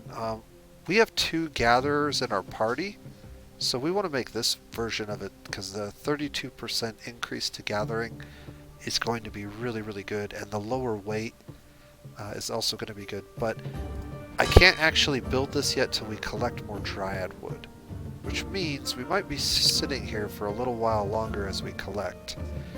And if we're going to sit here and collect dryad wood for a significant amount of time, we may want to move back over here so that we can also collect grain at the same time. Unfortunately, can't get any of these other items.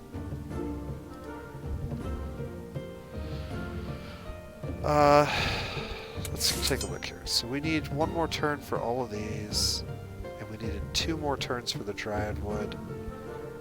So let's go ahead and do that. So that's 1.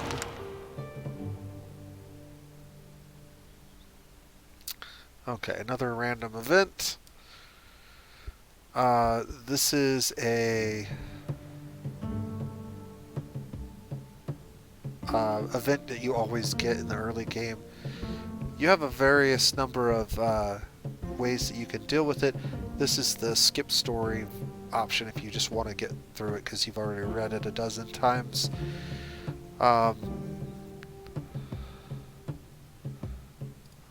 We'll go ahead and skip through it. Okay.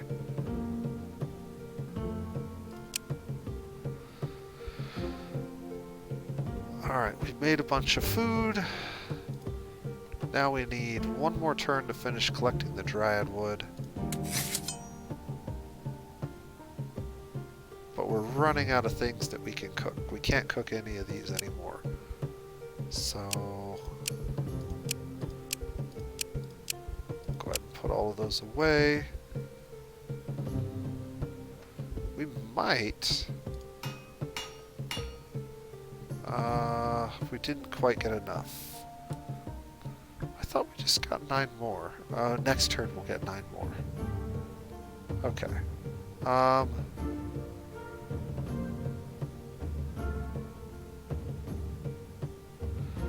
So let's try to remake this real quick. What if I only use dryad wood for the primary material? That gives me 16, and the stat gain is pretty close to the same. 27% versus 32. The weight is slightly higher, but not significantly so. I think this is probably good enough, and we'll be able to get it a lot faster. It's going to take a lot more dryad wood to get 2 of them with the lighter version. I really want to get this one though.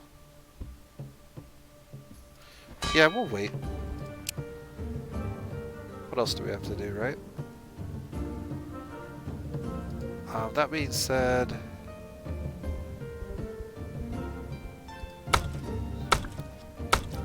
what can I do with everybody for a second? So I only need 100 points. So he could get that done. And then I have the rest of you to do something over here, maybe? Nope. Not even close. That's 4 turns.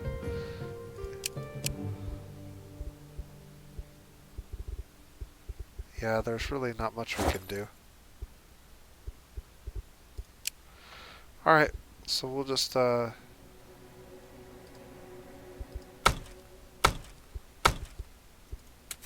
check that we can't cook anything.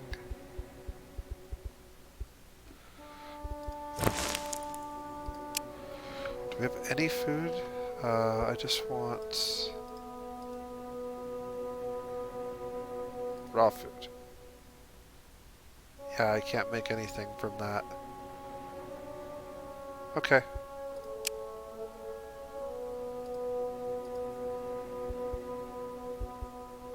So, yep.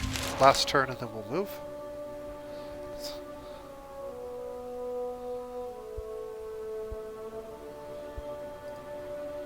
And now we're going to break camp.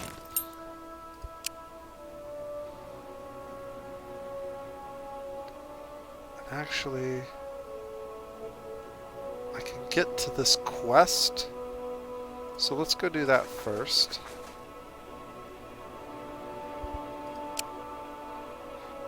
Okay.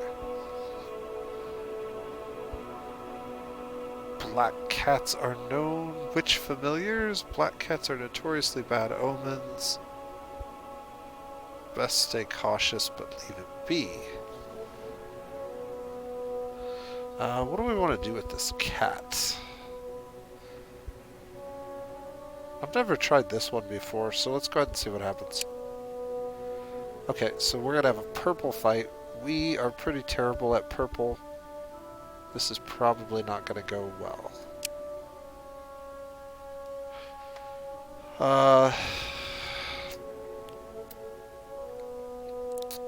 So this thing has really bad stats, but it does have 14 health. And there is a bunch of this stuff. Okay, so this is what they call a concept fight. Concept fights are not physical interactions with people. If you're able to win a concept fight, you don't take any damage to your health pools.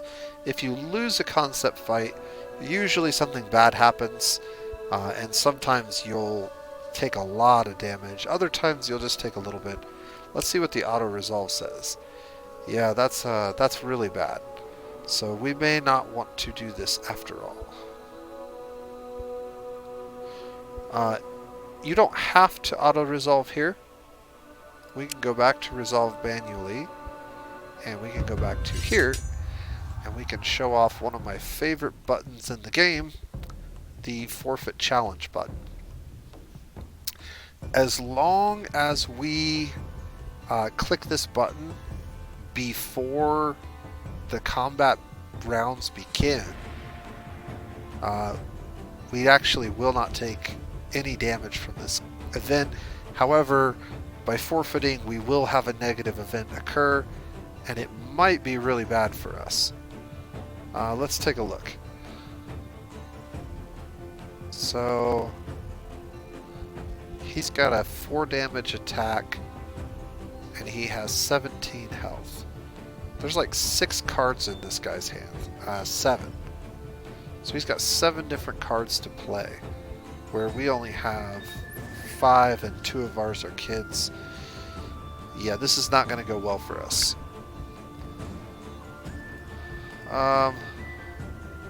Also, again, we have no good purple attacks. We do have a shielding effect, which is nice.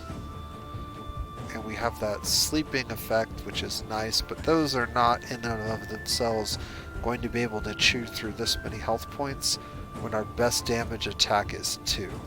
So this is almost certainly a case where we're just going to forfeit right away.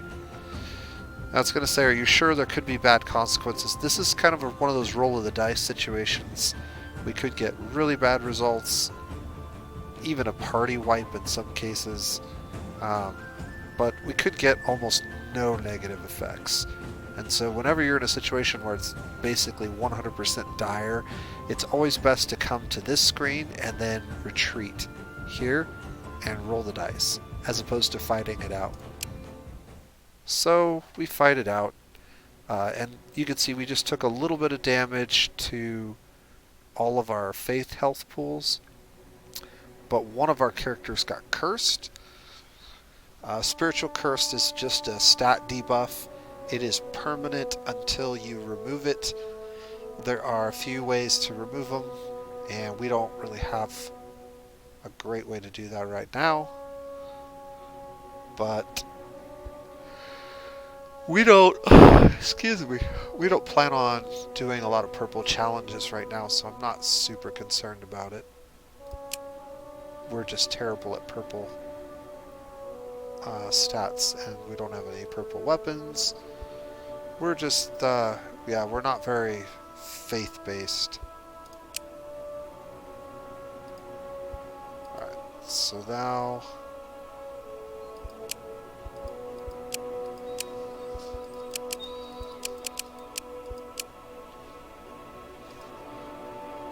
we can keep moving. I think we're out of movement points, though. Nope, we have enough. Okay, let's continue. Sudden storm catches you off guard. Lightning bolts cut through the sky.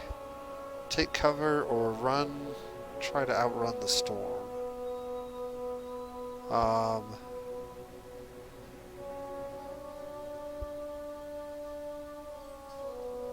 We are the followers of the god of wind. Let's try to outrun the storm. You run like the wind and feel like the gods look favorably on you. A lot of times, based on whichever god you pick, I think these have slightly different odds of rolling one way or another. I could be wrong. But we got a blessing, so all of these characters for 2 turns have a spiritual blessing. Again, we're very rarely going to interact with our purple stats, at least at this point in the game. You come to a small village, and despite the calm weather outside, you see storm clouds hanging over this settlement, and lightning dancing threateningly around the palisade. Okay, so this is one of those adventures that pop up. So we have different options. This option is because of our god. This option is because we have a chosen in the party. This option is because this is part of the main storyline that always pops up. And then this is generally just an option.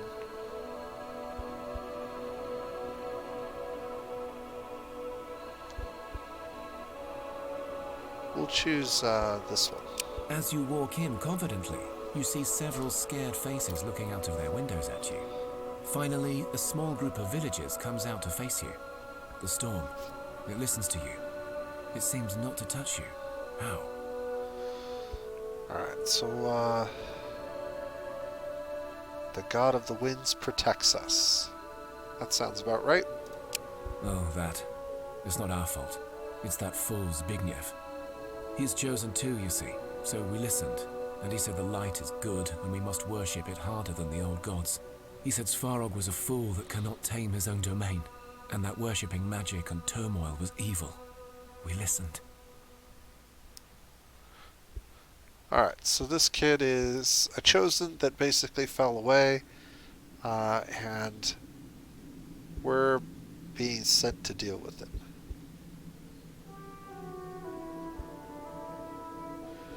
Our domains are light and harmony, so this sounds like a good one for us to pick. They cower before your anger, but one of them remains defiant despite it all. We are simple folk. We do not understand much, but light should be good. This we know. Your words are so cold, just like Zbigniew said.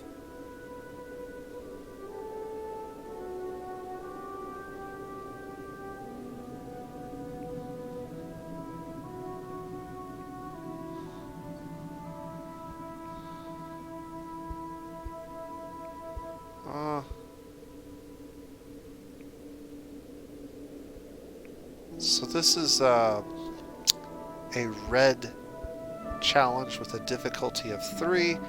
These numbers are pretty arbitrary until you've had some experience engaging in these things. we basically do not have the ability to fight much. We have no warriors, no hunters, and 2 children, which are completely worthless in a fight. So we're really running around with 3 characters who have no combat skills. Anything higher than a 1 is going to be difficult for us until we get some equipment and get some of our characters leveled up. So we're not going to want to fight anything. Well, I don't know. We listened to a chosen one once before. Again, this symbol here, this hollow version of a card, is a concept challenge. So if we succeed at this concept challenge, we won't take any damage. So let's go ahead and try this one. Notice that, again, we're not fighting against people, we're fighting against concepts or ideas. And we can look at the details of what these things can do, but they're pretty basic. If we auto-resolve, we can get victories with light injuries, and it's generally a good idea to take this if you have this option. If you get either of these 2 options, it's almost easier to do this. Now, we could attempt to do this and try to get slightly better, but we'll just accept this outcome. Your logic is sound, Chosen. We will not fail the gods again. Here, this is where he went. They hide back in their houses and point in the direction where they last saw Zbigniew.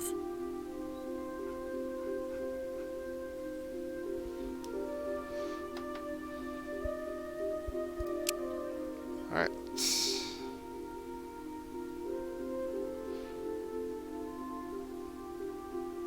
So, one of the things we haven't talked about in the game is faction loyalty.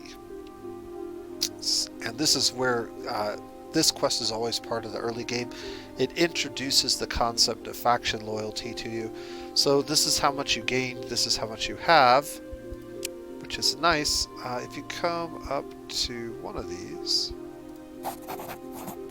Alright, so each time you meet a faction, they will be added to this list. The Slavian,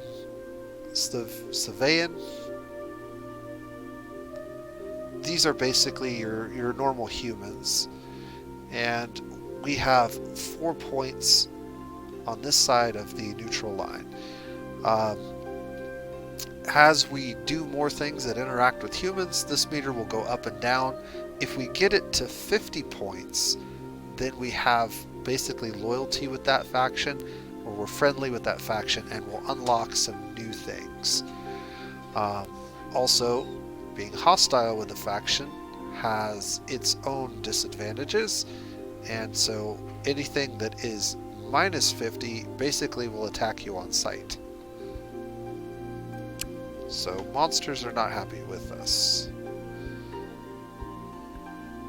Not aware if there's a great way to become friendly with monsters. My dog's being a bit of a pain. So let's figure out what we want to do.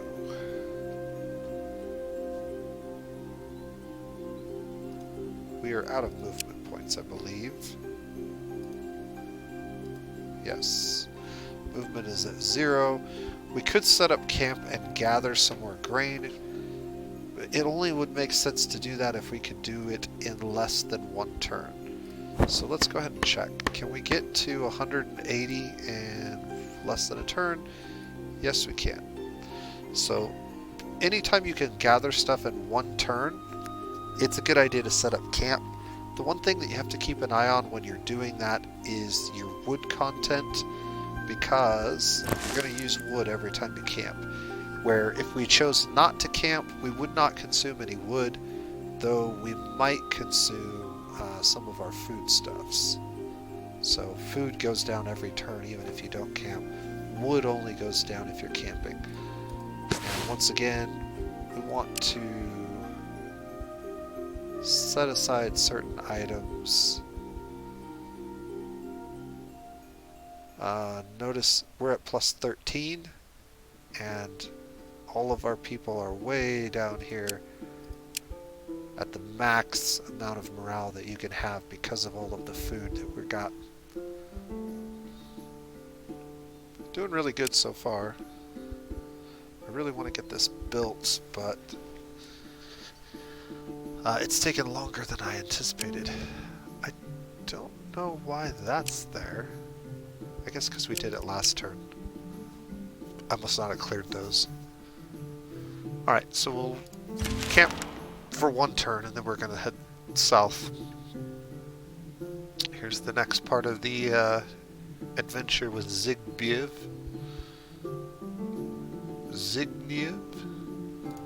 You're honest. Good.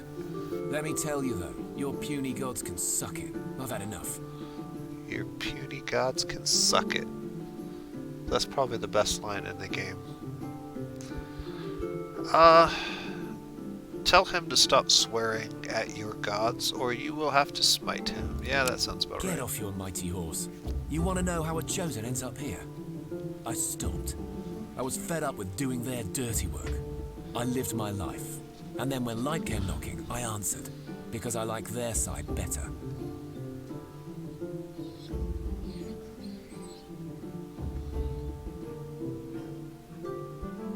Okay, so we're kind of a neutral god, but we are the god of harmony and light, or follower of the god of the harmony and light. So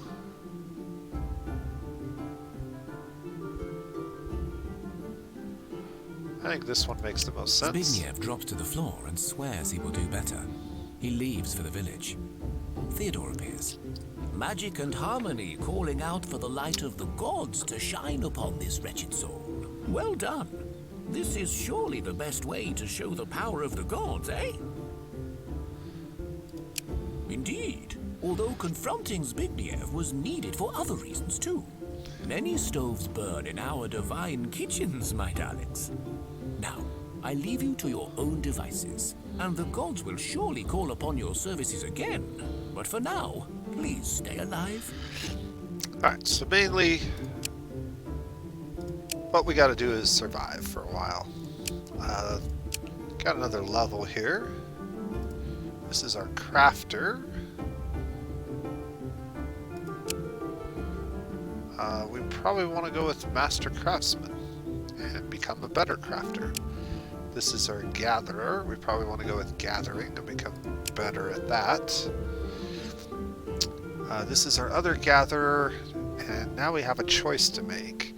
So we've got two abilities, Showing Off, which is a combat ability, or Good Luck. And I forgot to mention this. Every odd number that your characters level up, they get a new ability. Some abilities are passive effects, like this one, that just give you an increase in some task. And other effects are combat effects. So this is a particular combat skill that you can use. This is used in yellow combat, and it's based off of your intelligence score. And so that's how you know what kind of damage you're going to do. It also has some status effects, and it shows you it's a melee attack, so it can only be played in the front line. Gives you some numbers there. So you can also right click to get the details if you want to read it a little better. We got to choose between a combat stat and a yellow, which I think she's pretty decent at. She's got a wisdom of 5 and an intellect of 4. This is based on intellect, but it does give us another combat ability in yellow challenges, which is nice. Or luck. Luck just increases anytime we have a chance roll. I think somewhere there's some more information on what luck does. I'm not sure whether I want to increase her luck or not. Does a gatherer need luck? I could see if she was a crafter. Crafters, I think, benefit from luck more than some of the other faction or some of the other classes. I think I'm going to take the combat ability. We'll probably never use it, but if we ever do get stuck in a yellow challenge, at least we'll have something we can use. Right now, we're equipped for red challenges, but we really suck at them. So, this is our chosen. We were trying to lead him down the path of becoming a warrior. Protective Word grants us some extra shielding against yellow and purple challenges. This is a skill that adds 5 shields to another character, I believe. Yeah, that's not bad. That's basically one hit from a weak enemy. The other option is Battle Orders, and this is really good. Battle Orders is way better than the other one.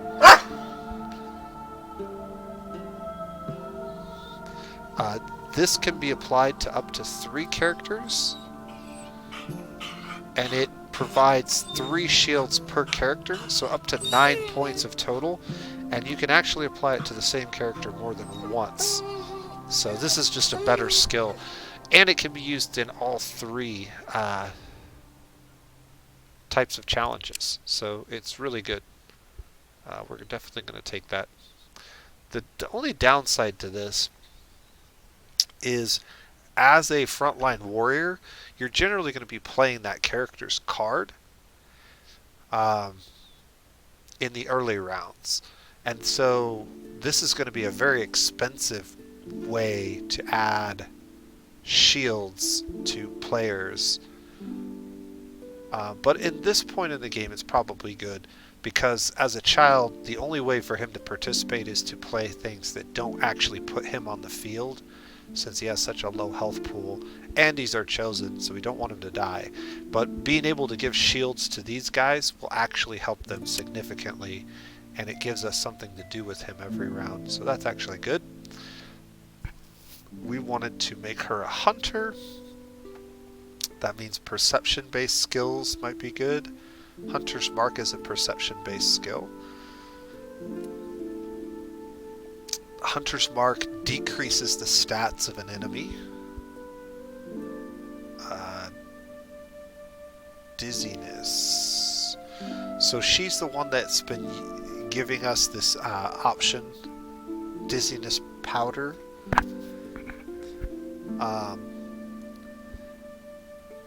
We can increase its level to level 2, which gives it a larger increase in the delay to a single target enemy.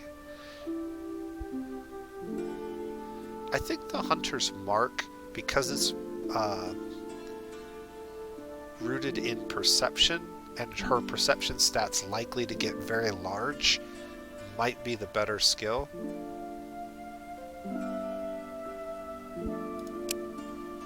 And it gives us another option, so we now have 2 different things that this child can do in combat scenarios for the foreseeable future until they grow up. Alright, we got our 20 grain. We're going to pack it up, and we are going to move back to this dryad wood, and I'm going to get between the grain and the dryad wood so we can actually gather both.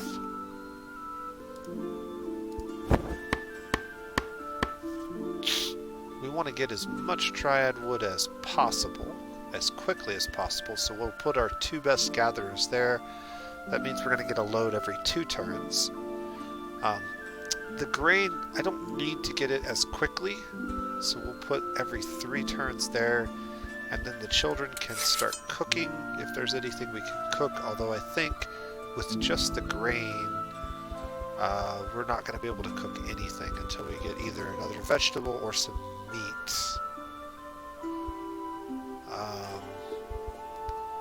I also have 15 berries, and I have them disabled because 15 berries, if we do find some meat, is enough to make some more of these. We can make 5 more of these. with the 15 berries if we use them in the secondary slots. So I'm saving those since we have plenty of other foods that we can eat right now. We're also running low on this one, but we've already got max morale, so I'm not too worried about it.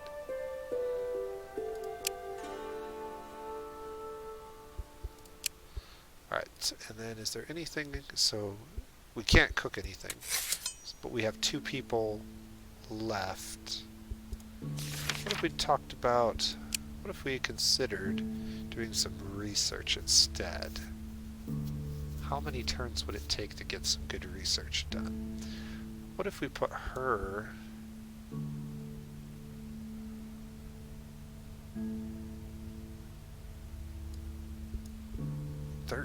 turns, really? Even with these two? 11. I really don't want to stay here that long.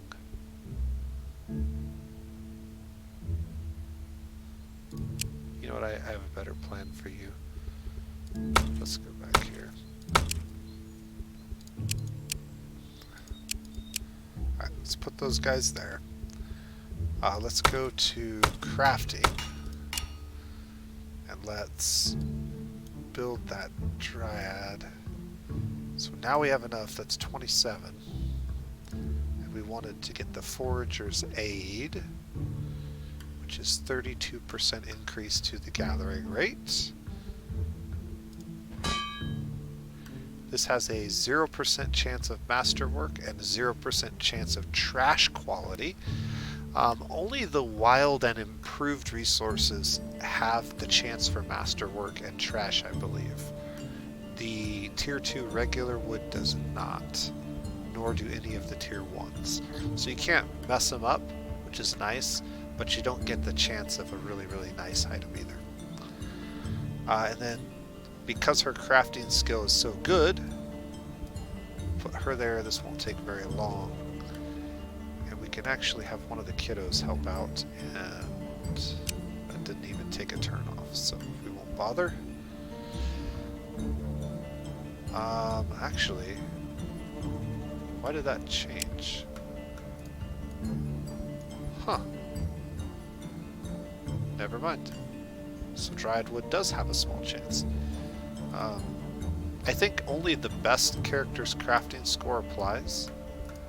Let me see if I do it like this. So see, he has really bad crafting. If I add her, yeah, it always defaults to the highest score, regardless of the position in the queue. So that's good to know. We'll go ahead and just have her, because we're only going to make one of them right now. Alright, so what could these 2 kids do? Well, we know what they can do. We purposefully moved to this spot so that we can put them there.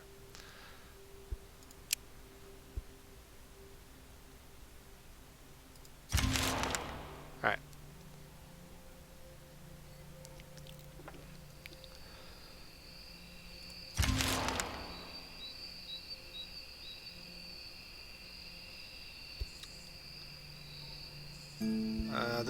These adventure ones, you have to remember they're part of a tutorial almost, and so these will just pop up out of nowhere that have, again, nothing to do with what you're actually involved in doing, and they're pretty much always the same.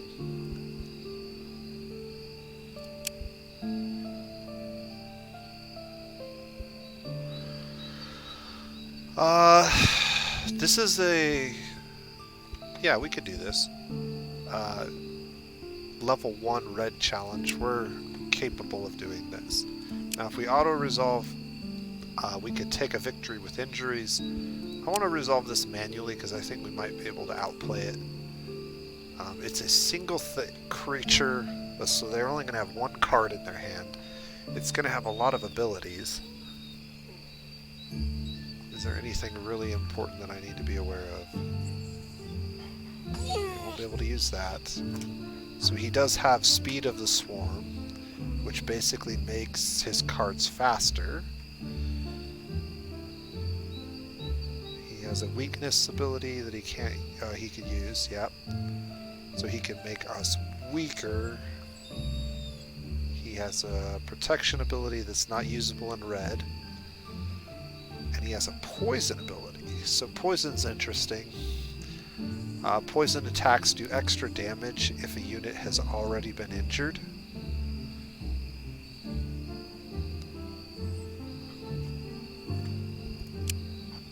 But we'll manually run through this one. He only has 23 health. We're going to need 3 or 4 attacks. So let's see. We're at 7. 7. She's got 3. But we have shielding, which is really nice. And since we increased it, it's even better.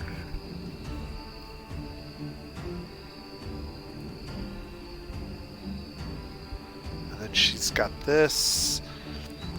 So this poison attack is really dangerous after the first attack. So if he has anything that triggers attacks or he gets damage in, it's really dangerous. He's also really fast.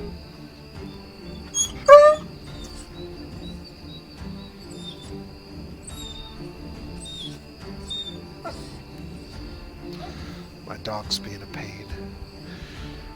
I don't think even using this ability multiple times is going to be enough for us to get quick enough. But the main thing that we want to do is put the person with the most shields in front of that 5 damage. Damage to shields doesn't count as damage to the character, and so as long as he only damages the shields, he doesn't get the poison bonus damage. So we'll put her down. She's way slower than him, but that's fine. And then we have 1 more point.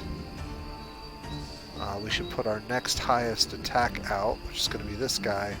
He's pretty quick, but even his attack's not fast enough to get to this thing before it gets to swing. So as of right now, he's going to swing for 5 against her shields. His attack has a AoE effect, so you can see the smaller target next to her means that if I put a card in this space, they're going to take half the damage that she takes, rounding down, I believe. So he'll do 5 to this and 2 damage to this square if there's anybody in this spot. So I want to avoid putting a card here right now. Now he's going to fill up all of these rows, and he's going to make it very hard for me to put any more cards in the front line. But there's not much I can do about that.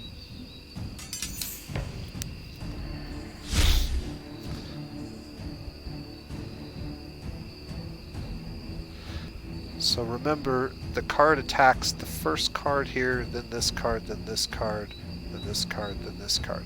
So that's why it's showing his attack on her again. So right now, both of these are going to attack her, but this is going to be empty. So, what can I do? Well,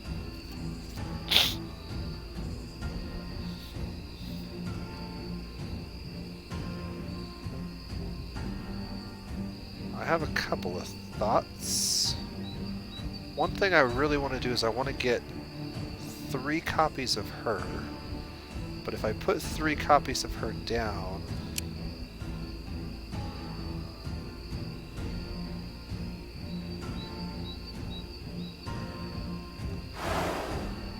so now that one's attacking there, that one's attacking there. They're not overlapping though.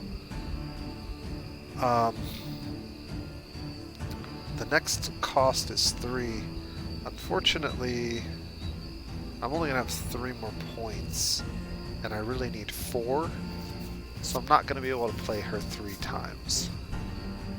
But I can play him 1 more time for his high damage attack, and then I can play his ability to give everybody more shields, which is, I think, the best solution to this. The extra shields will help prevent the poison damage from triggering, hopefully. really depends on where he ends up putting his last couple cards. Okay, so he skipped his turn, and part of that's because he's already played this card a bunch. Since he only has one card, he played it once, that cost 1. Then he played it the second time, that cost 2. It costs 3 action points to play it a third time. He only has 2. However, if he doesn't use these 2, they roll over. So his last turn, he's going to have 4. So he'll be able to play this card one more time. He can put it here, he can put it here, either way.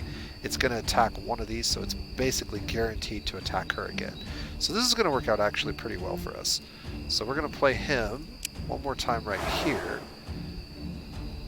And then we're going to end our turn. He's going to play one more copy of this card, most likely. He did have some other abilities, but I don't think he'll use them. And then we'll use our very last point to play his ability to increase our shields. Yep. So he did play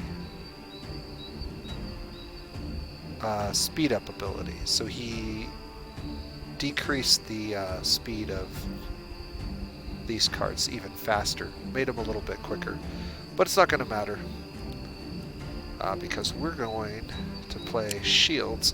We get to pick up to 3 targets. And we can pick the same card if there's duplicates more than once, and the shields will apply to both copies. So she got an extra 10 shields, and he got an extra 5. So that's a big amount of shields for them to try to chew through. We should win this combat without taking any real damage. So that's 5 to our shields, that's 5 to our shields. These are all the same cards, so it really doesn't matter.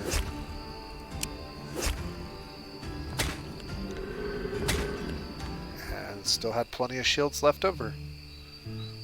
Very good. Okay.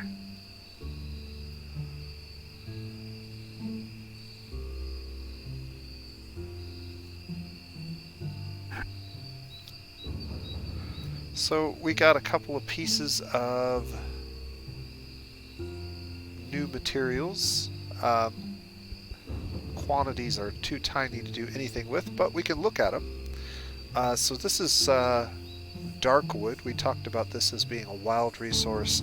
It has the most essence of any type of tier 2 wood at 1.1, but it also has much higher chances of potentially going wrong when you craft with it and making a trash item. It also has the potential to make a masterwork item. I believe it's slightly better. And then this one, notice it's not quite as high as the dark wood, but it's also much lighter than even the dryad wood at 2.1 pounds or units per piece of elven wood. So you can make some really, really light equipment out of elven wood, which is nice. And then iron is a tier 1 metal, I believe. Very heavy.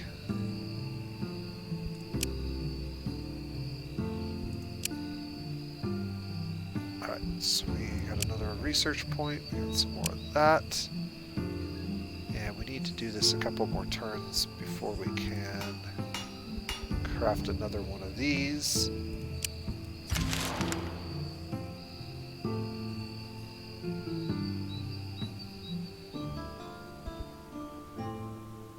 Alright, so we have our first tool made. Notice she's not doing a job anymore because we don't have enough of this. We're going to have to gather at least one more time. But in order to make it a little bit faster,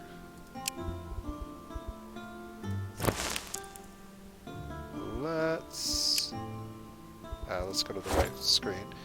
Let's put this gathering tool on one of our gatherers. So, which one of our gatherers has a higher gathering stat? Her gathering is 11.5 and his is 12.1, so we'll put it on him.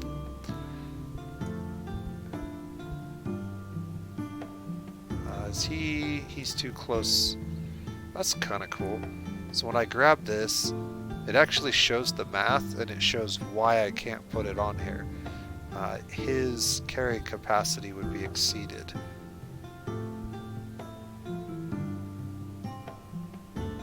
What is his max carry? Oh, are you kidding me? It's literally by like...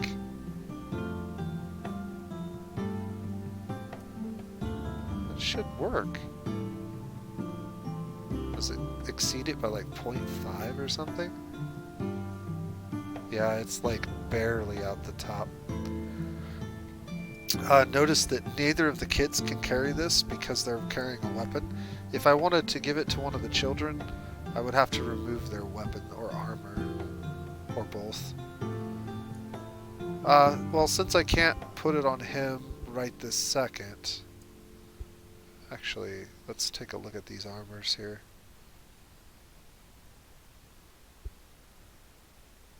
Yeah, let's swap armors.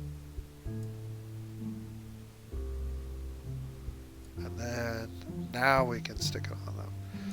So that one was just a little bit lighter. It was made from slightly different materials, it looks like. Can I see the materials? This is made from wood and iron. This is made from iron and sandstone.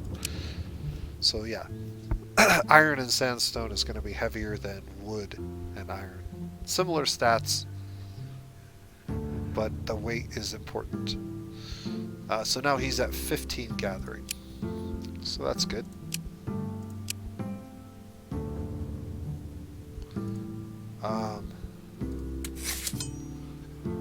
What can she do while we're waiting? Did we get any foodstuffs? I don't think we did. Nope.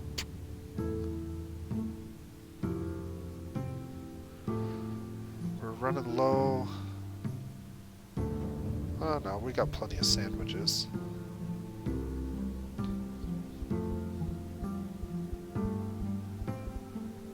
Wow, those are all different. Okay, that's interesting. So those 3 sandwiches all count as a different material. That's part of that 13. So every unique pairing is actually being counted as a separate unit even with the same icon. That's good to know. I thought I read somewhere that only the primary ingredient, so like those 2 should count as the same for morale purposes, is what I had read. But they're clearly being added as separate units. So that's good. Cool. Good to know.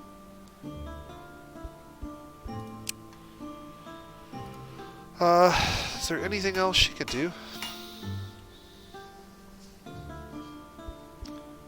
We could do some research, but we're going to pick up and leave long before we ever get it finished, so it's probably not even worth bothering. We'll just wait a couple turns till she can craft the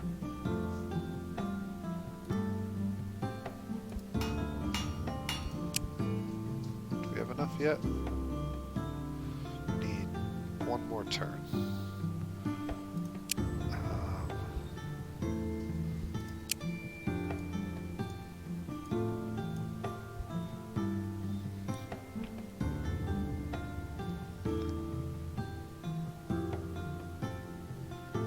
Can I make a lighter version? Not really. I don't have enough of anything to make a lighter version. Okay. We'll confirm another one of these.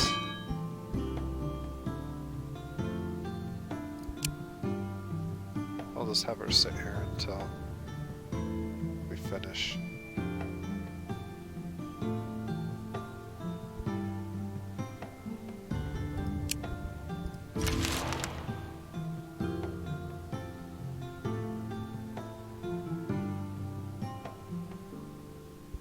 That should be enough. Yep, 2 turns.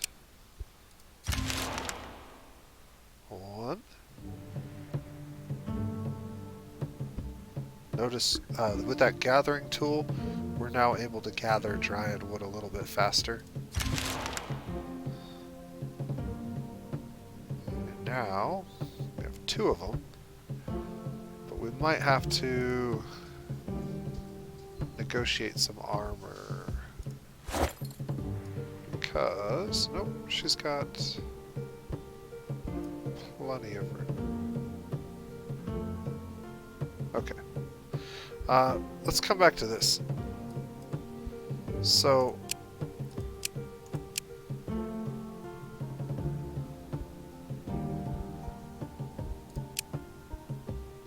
by default,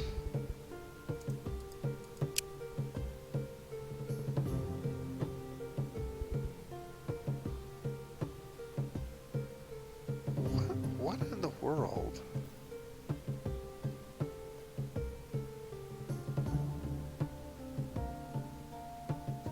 This weapon just naturally has 2 versions of the exact same attack.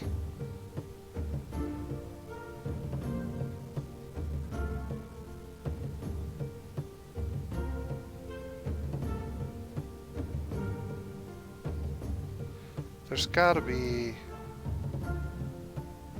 Okay. I see. There is a difference between these 2 attacks. I should have paid a little bit more attention to that. So, because this is a club, clubs have a special attack that does AoE damage. Choose the closest target and up to 3 enemies standing right next to them. It's called the T-Splash.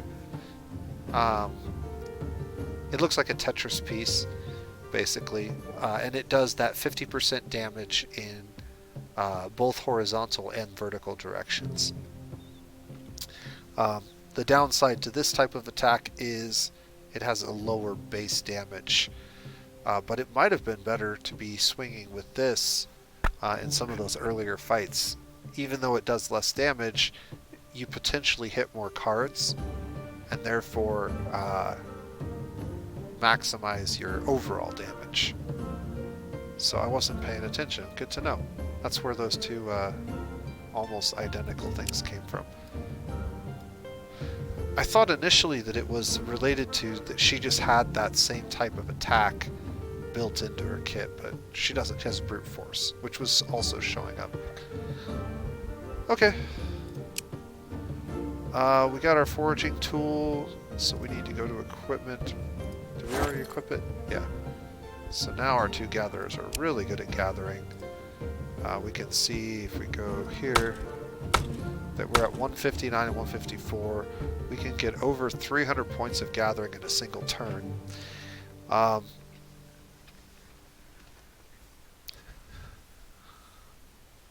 don't need... Can I make this in 1 turn with like... Yeah, I can't get this down to 1 turn. I was going to say, if I could get this down to 1 turn, I could get this down to 1 turn with her and like one of these other kids. But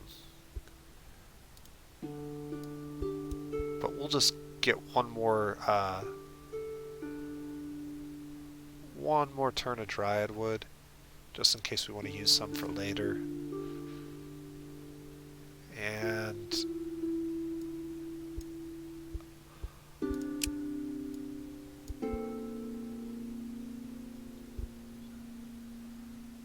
I'm not really worried about the grain. We're not going to get any more grain. We'll just do 1 more turn of wood, and then we'll move on.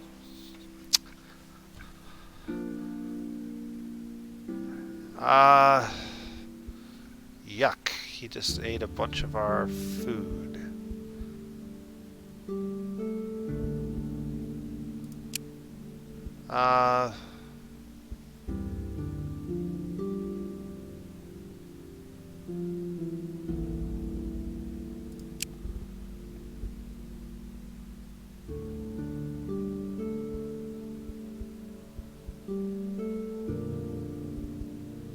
Yeah, let's go talk to his other friend.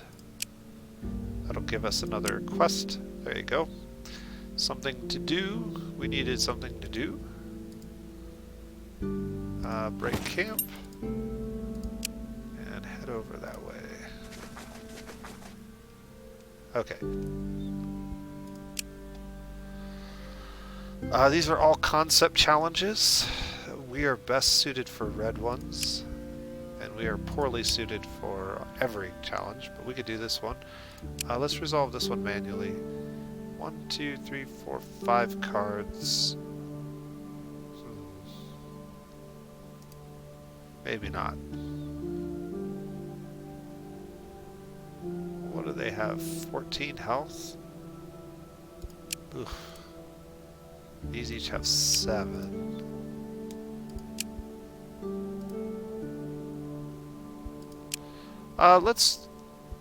Let's try it.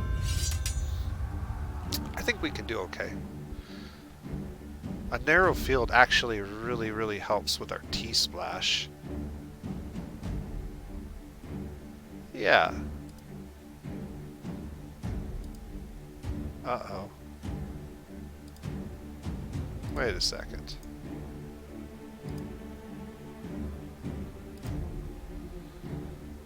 We can't use our weapons in a concept challenge?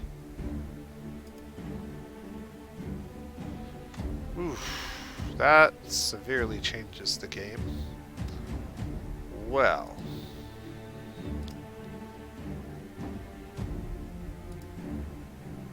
I'm not digging this at all.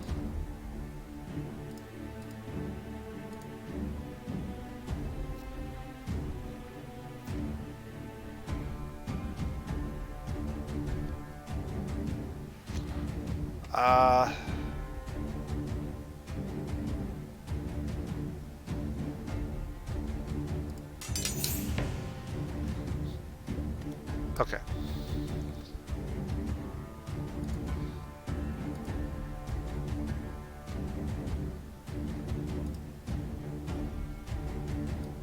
I guess I want to play him there.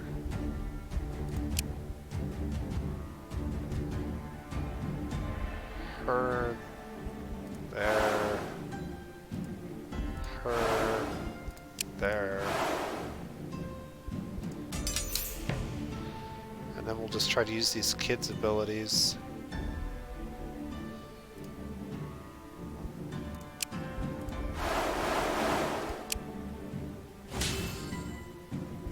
Try to survive via shielding, I guess. How many more points do I have? 2? Does she have a ranged attack? Ooh, she does have this. Yeah,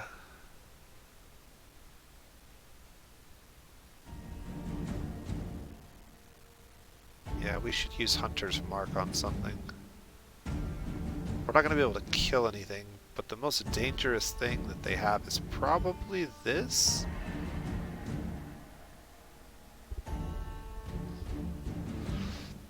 Lowers combat attributes of attacked character and increases their delay.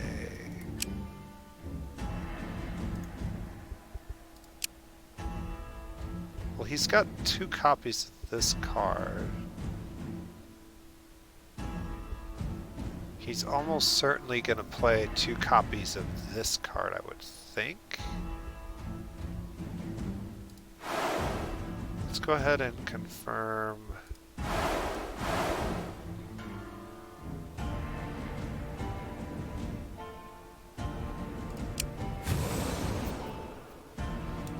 Yeah, it only affected this card. It didn't affect the... even though this is a duplicate. Okay. I can put more shielding up, so that's good. Yeah, he did put another one of those out. That's unfortunate. But it's not that big a deal. I think the shielding's going to save us. This is a really great ability. That almost doubled our health on everybody. And let's see how it all plays out. I hope it was enough.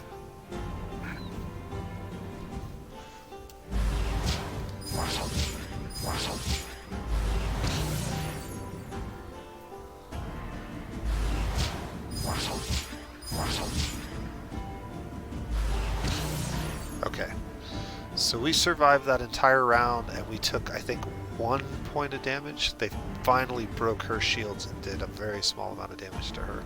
We did get rid of one of their cards, so they only have 4 cards left, and we're going to go ahead and play this round again. I think we might end up doing it the same way.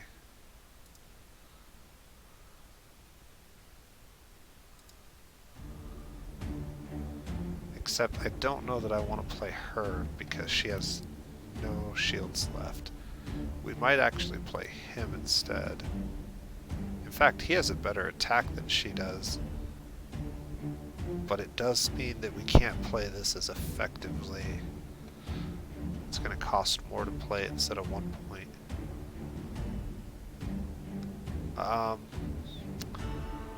Let's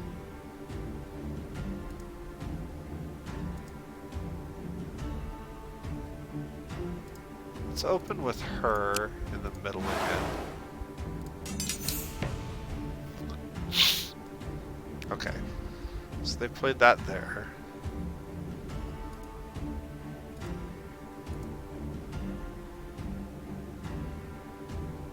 Let's play a second copy of her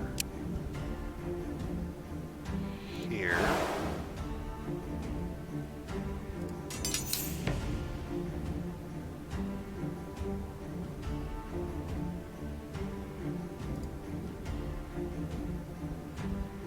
Let's play a copy of the kid here. He's got 6 shields, which is... well, he's got 4 damage. Maybe that wasn't the smartest thing ever.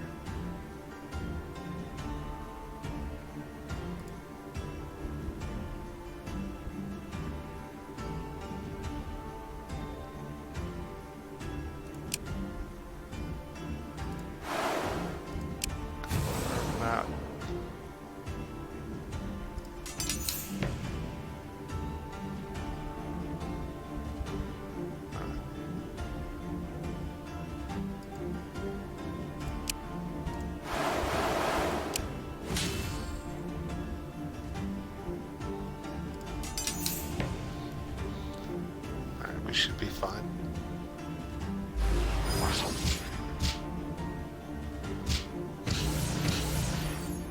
He didn't break our shields again.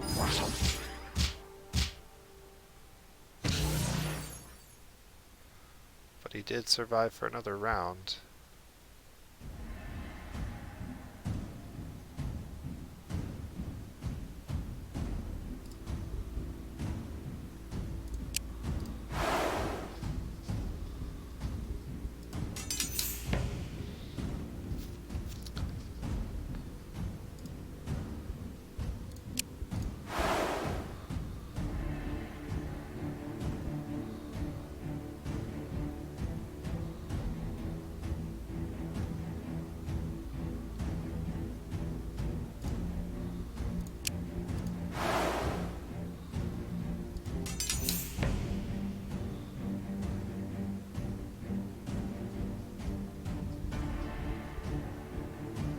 Points.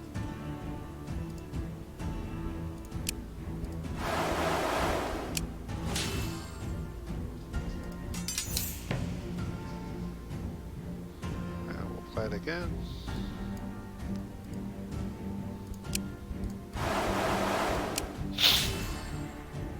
Yeah, that's a really great card.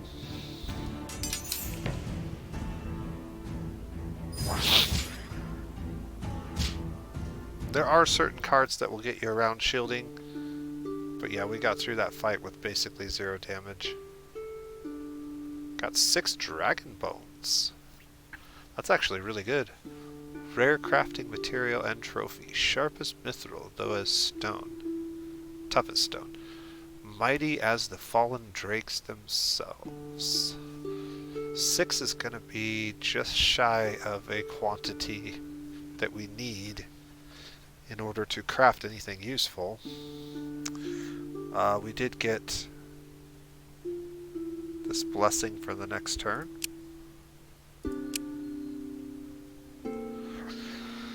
So that's good. We could go to the game, or we could go check out this. These little blue symbols are basically quests that you could do. They're like treasure sites or events. You can't really get any information on them without walking onto them. So, but they're always good ways to get XP for your characters. We have a lot of movement. We'll probably end up doing both. Not quite. Let's just move one space for now. Okay, we got another terrain artifact over here and some more vegetables, which we kind of need.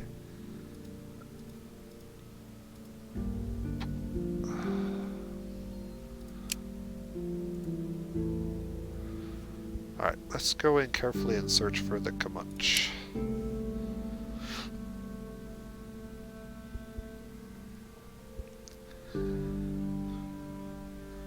Find several toads, but no Comanche.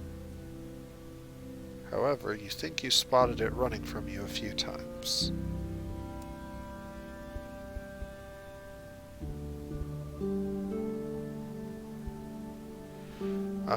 We have fruit. So this option wouldn't show up if you didn't have fruit in your inventory, but we do. Next time you see that, just run after it.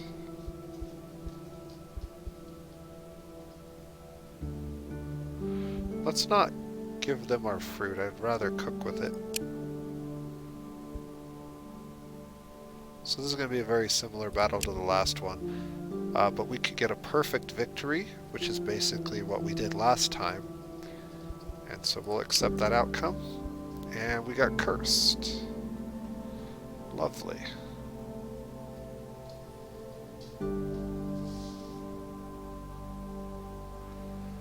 So, spiritual curse. Tell him of the shack you met and the curve game that you need to get into. She got a blessing.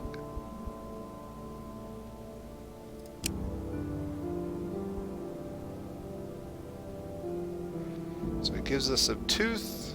The tooth is our entrance into the game.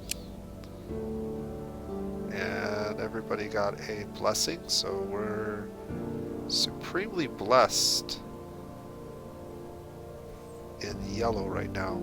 Running a yellow challenge might be something we should try if we have the option to do so. If we go to... Is it showing up here? It doesn't appear to be showing up here.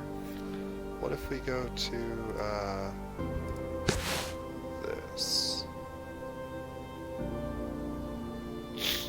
Yeah, it's not showing up here either.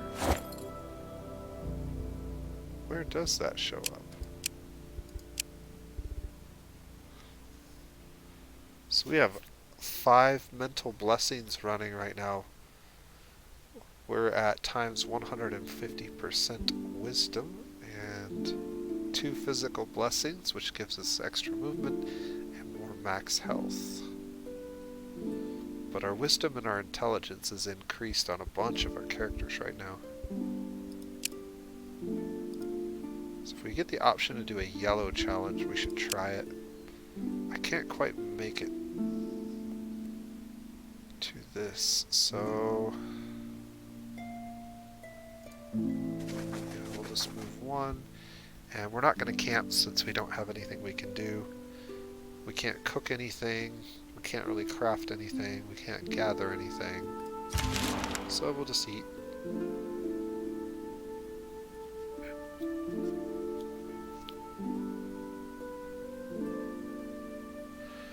Alright, so this is like a tooth fairy or something.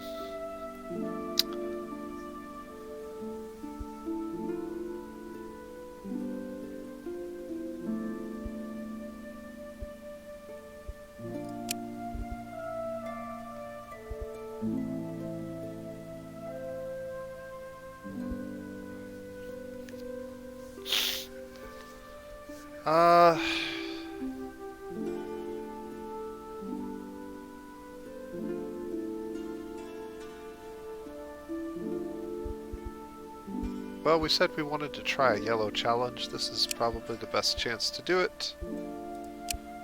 Auto resolve is showing minor injuries, but let's go ahead and try to manually do better than that. He has 26 health. He has 1 card, so he can only play copies of himself. And I did not see what abilities he has. He does 12 damage, though. Yikes. And he's very fast. Okay. Well, what do we do for damage? Okay, good. We got some cool abilities in yellow. So, remember when we were leveling up some of our characters earlier, we picked up this ability, which has a delay. So it does some damage, but it has a stun delay. So each time it lands, it increases the delay of the card that it hits.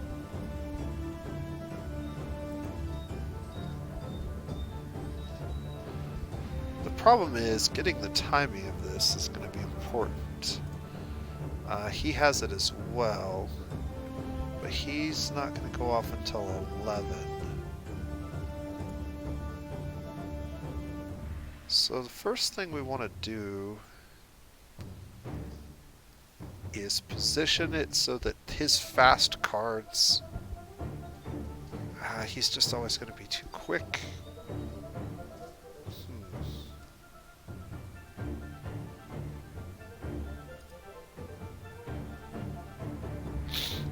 I don't have a single ability that'll go off before him.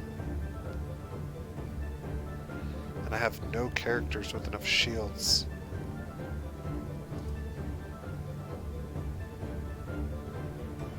We're gonna have to get 4 hits at 7 damage.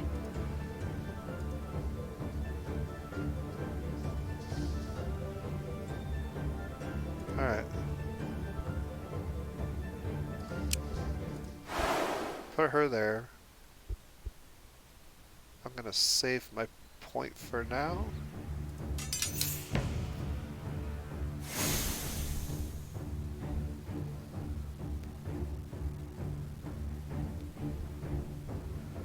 Okay, 10.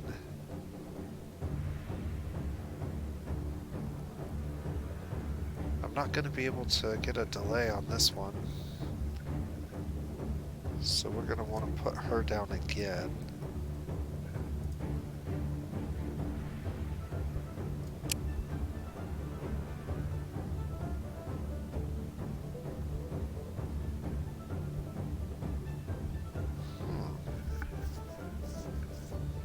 So that one's a 50-50. Let's put it there. Let's see what he does. I'm going to save this point again.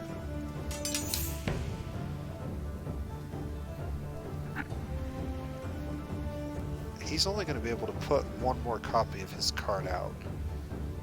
He saved his point to do that because he only had 2 and he needs 3.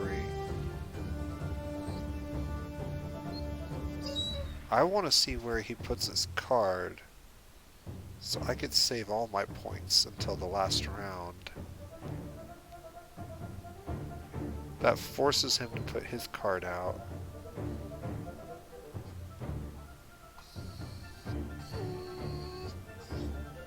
Let's do that. Okay. So we can get into a position where he won't be able to hit this one. We can delay this one. I think. Nope.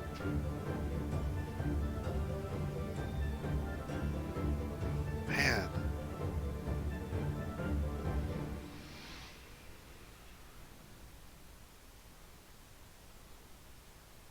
All right.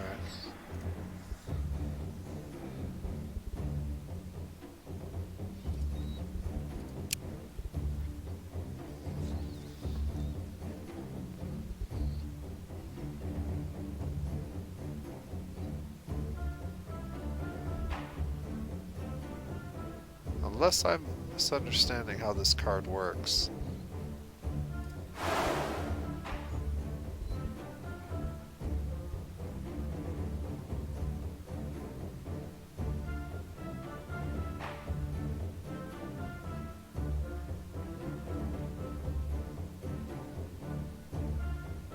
Ah, I messed up. Yep, I messed up. I had a way to get through this without taking any damage, and I just blew it. Is there any way to undo what I did?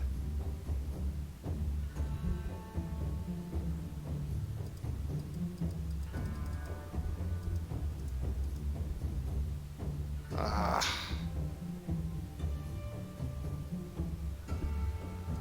Well.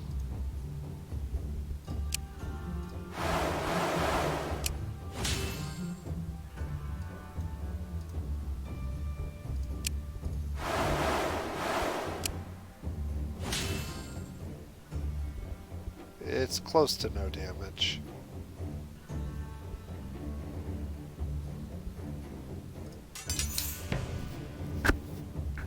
If I had played her 3 times, I would have had 1 point.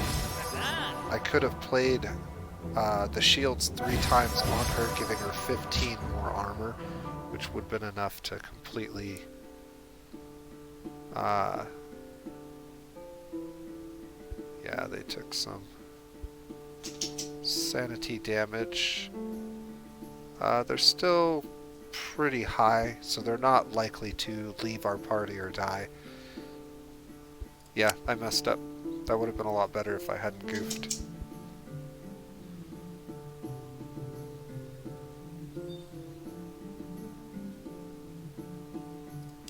Okay. So he basically said, if we do what he asked, he'll give us a goblin kid.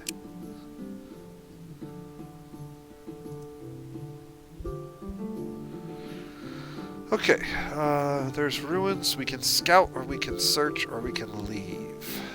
We want to search. And we'll fight.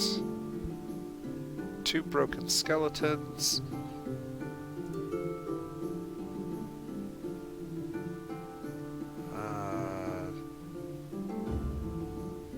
Some kind of shield. Headbutt. Auto-resolve is saying that we'll do okay, but we'll resolve manually. Let's see if I can not goof up this time. First turn, do I have an attack that I want to get off that's really fast? So the only real advantage to going first is you minimize your delay, and so if you have a really quick attack that you want to go off before anything else, it's best to play it at the very beginning. So maybe we play like his really fast 5-second attack. Guarantees that it goes off first.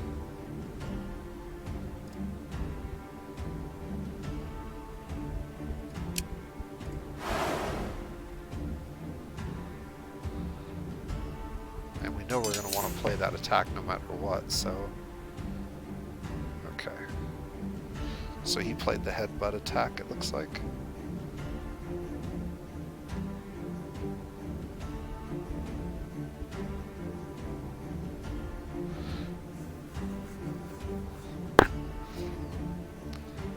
It's at 7.9 seconds, so I actually could get a second shot off before he even gets his first attack off. That's one of the advantages. However, I don't really want this skeleton attacking me. Now, I plan on putting somebody in front of him, so maybe I do play this, since I am planning on playing it twice.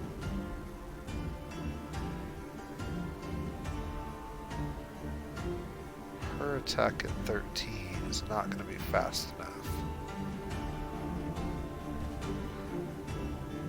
But that's probably okay.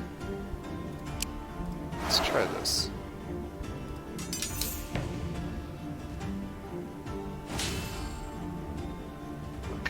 played something that gave them more shields.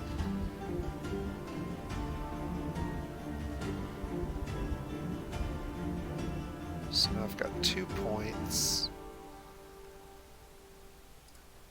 I'm going to play her once.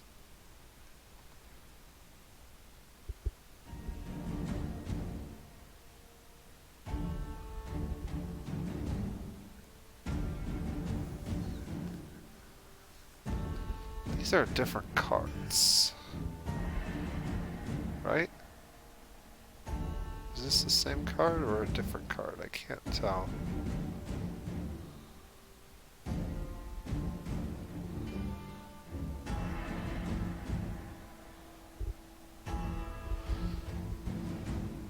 Okay, these are different cards. We want to attack this one. So I want to put her in front of it. Probably with the single target attack.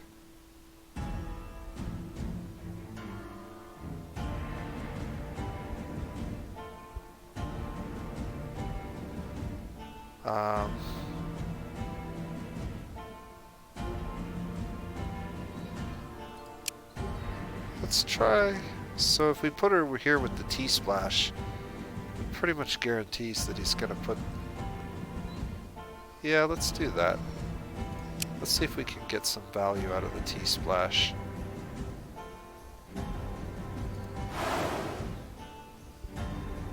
And then we'll save that point, and that will give us 3 points on our next turn.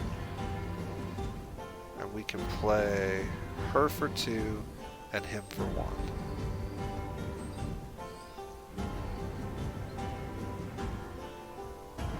Yeah. Okay, so now we definitely get a T-Splash attack off.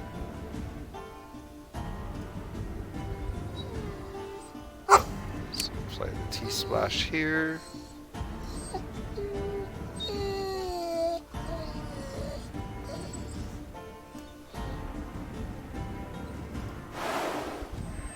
And then we'll play his ability. So she'll get another 10 shields, and he'll get another 5. Alright,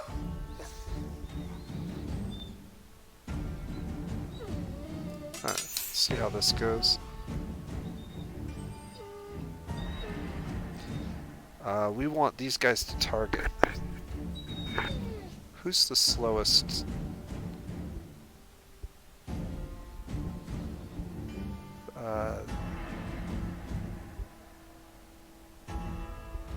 Is that 11? Yeah. Yeah, he's gonna get off before she can kill him. Which is unfortunate, but there's not much we can do about it.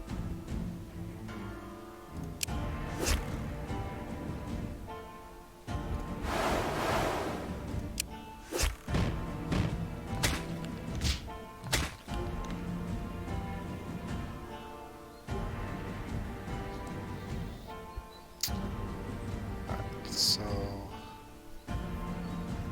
this time we'll kill that thing, and then this time it doesn't matter. There we go. Ah, we got a weapon. A sandstone battle axe. Just a much more powerful weapon, no special effects. Axes are pretty straightforward. We also got a pile of bones. Good stuff.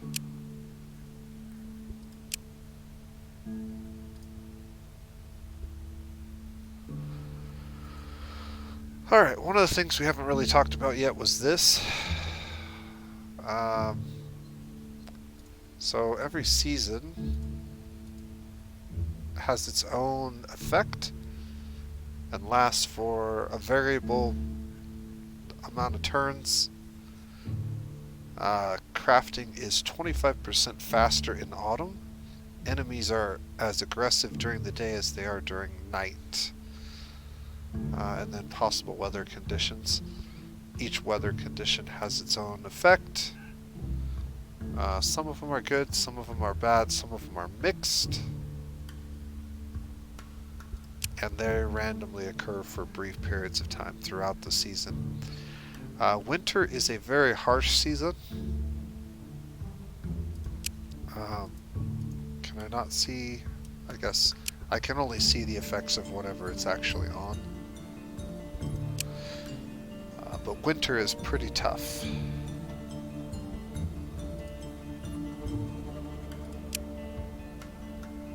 Alright, we have enough room to get here or here. I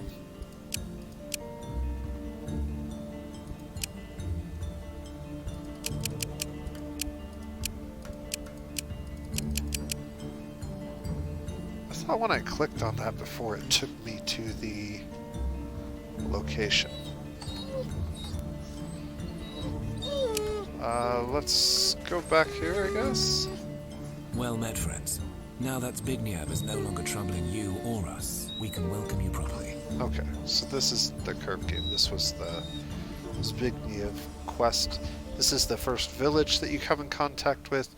Village is a great way to get a lot of resources. It's also particularly helpful in building your faction loyalty. So you can do quests for these guys, and that will build faction loyalty with that particular village. I've been told that it's always a good idea to visit the tavern if you want a bunch of food. The kennels can get you pets, which can be helpful. And then obviously trade. Each time you move, you get to come back here and do one of these. So it costs movement points to interact with this over and over again. You only get to do one per movement point. Go away, Jacob. Go. Get out of my room. Get out. Go. Yeah, go.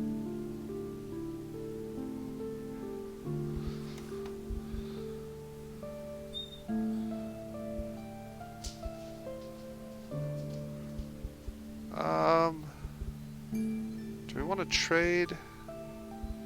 Or do I want a pet? I want a pet. Buy a trained spider to aid you in a fight. Buy a cat. A cat could be helpful. Let me look at my party members. So,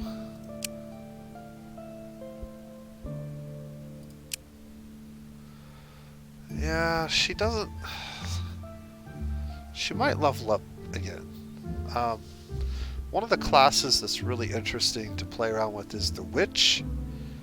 Only females can become witches, and giving them a cat and having a high mysticism potentially leads you into the cat or to the witch class.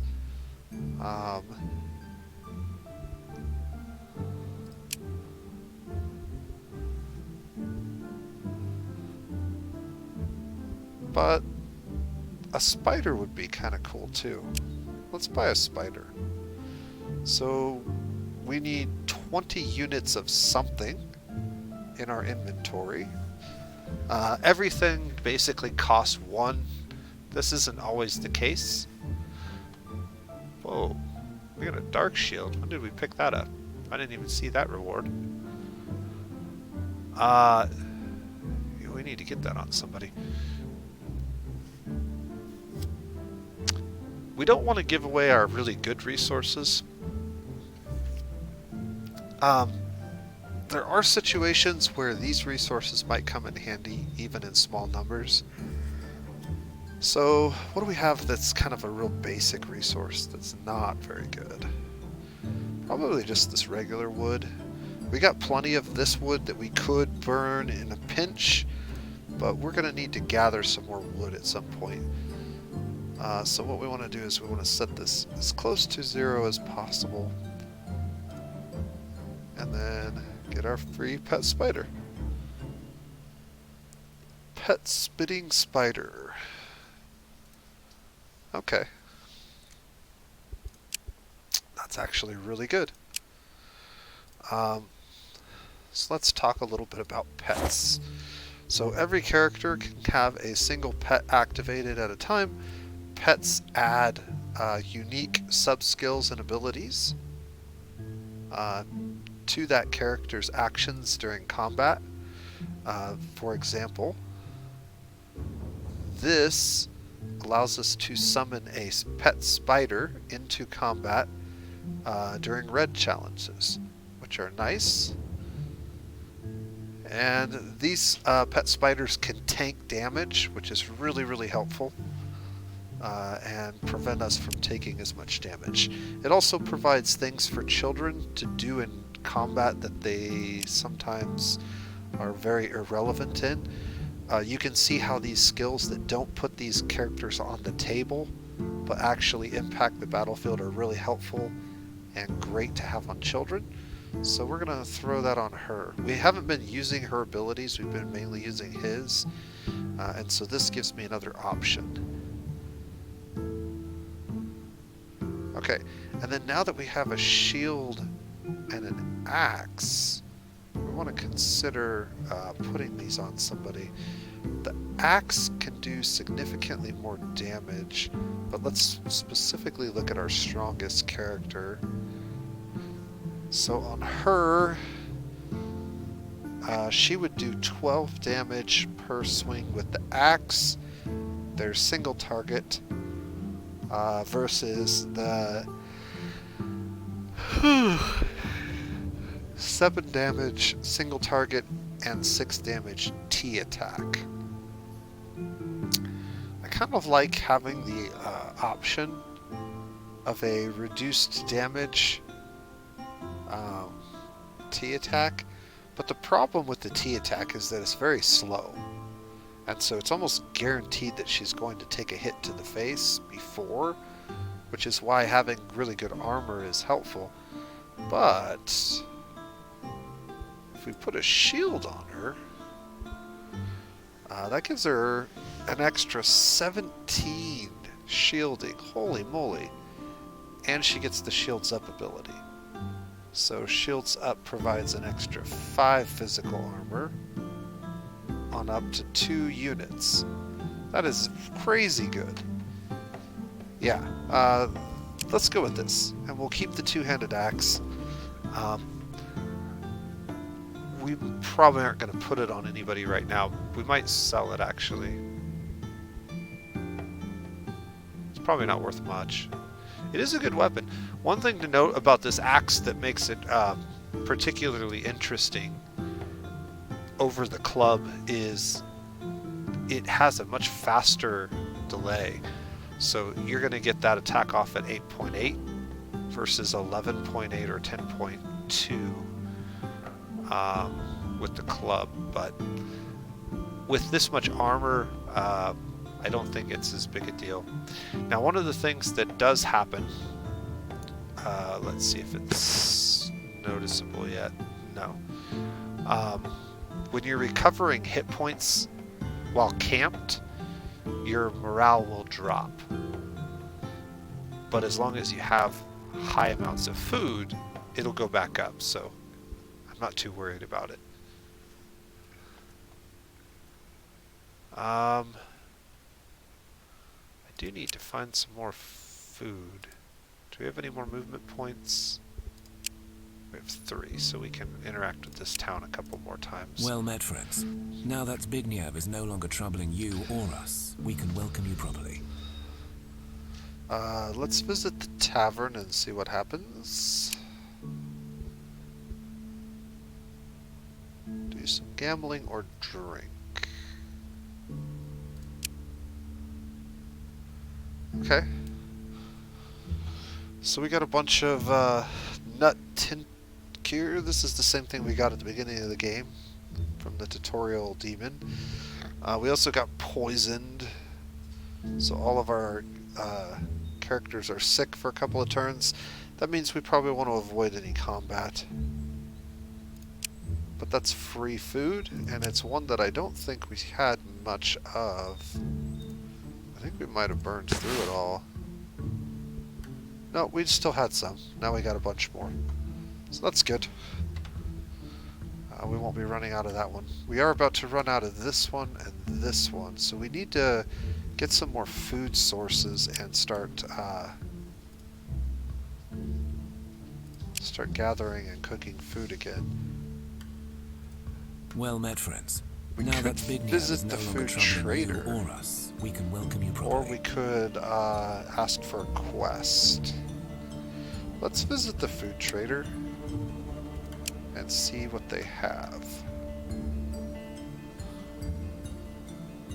Okay. So they have some foods that we don't have. And some of our foods are worth a lot. What do we have the most of? We have lots of mushroom bake. We have tons of grain. So let's trade out some of our grain for some of these things that we don't have any of. So what if I give you like...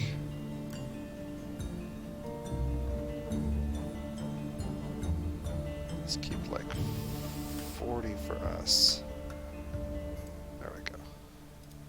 What if I give you like that? That gives me 132. I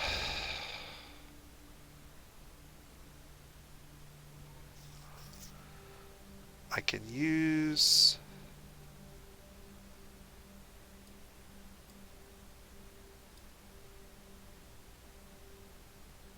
six of those. And 6 of those.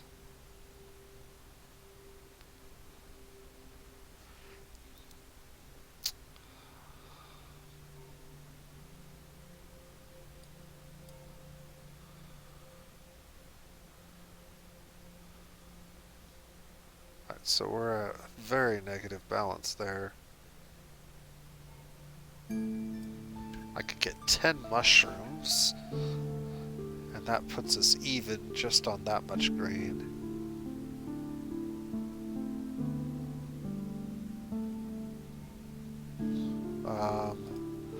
What if I give you all but 20 of the grain?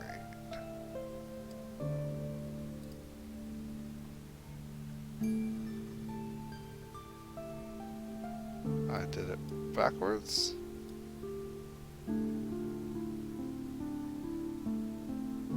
I want... there. 20 on our side, 53 on their side. Okay, now I can get some more. I think I want like all of the berries. And then...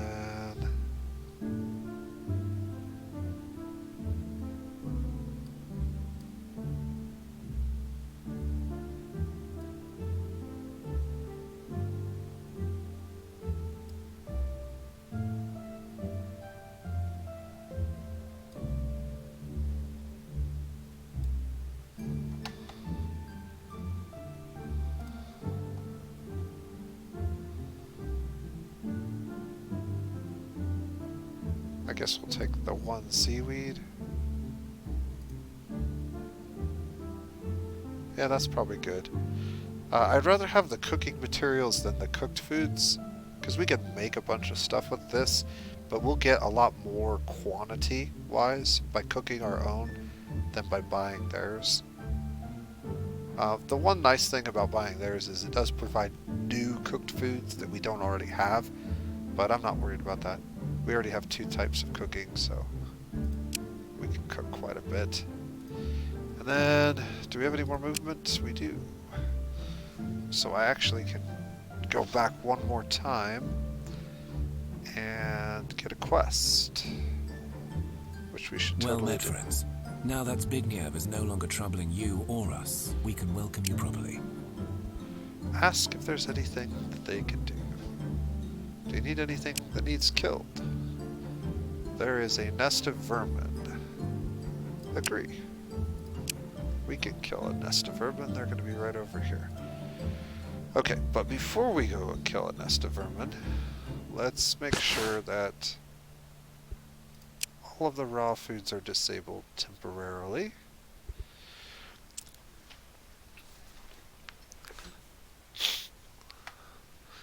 Because we're going to be cooking with them shortly. And we are down to 19 regular wood, but we got plenty of this other wood we could use if we had to when we get ready to set up a camp. One thing that we need to pay attention to is, yeah, I think two of our characters still have really, really low yellow, but I'm pretty sure we're not going to have to use a yellow whatchamacallit challenge to beat them. We can set up camp and just spend it cooking. We'll just cook everything we can in a single turn. So I can cook 2 things with seaweed and 2 things with vegetables, and we'll want them to be 2 different ones.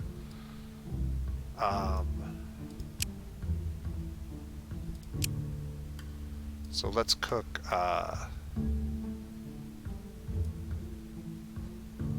mushroom seaweed,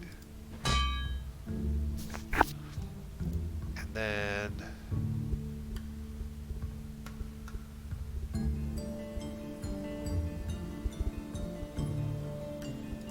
new task.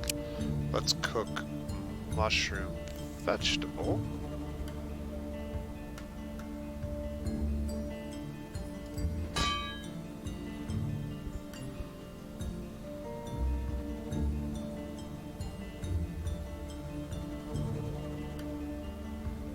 Okay.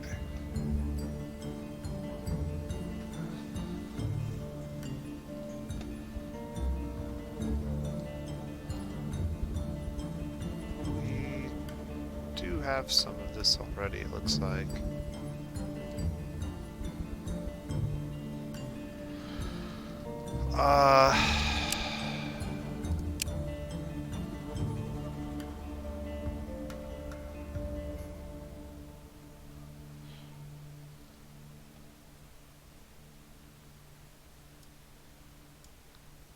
Grain, seaweed, and grain, vegetable. Okay, we need to cook all of this. She'll be able to cook that. She's at plus 95. She can almost cook 2 of these in a single turn. We're getting a bonus from something. She can cook that in 1 turn. They can cook that in 2 turns. So the 2 turns are just not going to hack it. What if I do like that? Okay, yeah, that's how we'll do it. Okay, so these guys will each get theirs in 2, and we'll move her after that down to this one, and that will cook all of our food up in 2 turns. So there's 1 turn.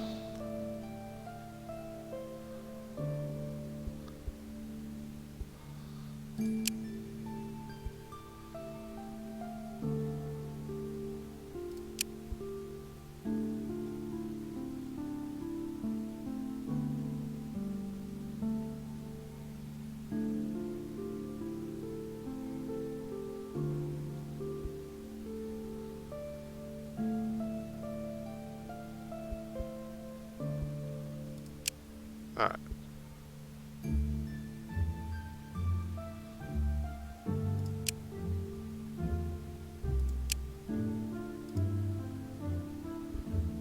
So we got 1 of them.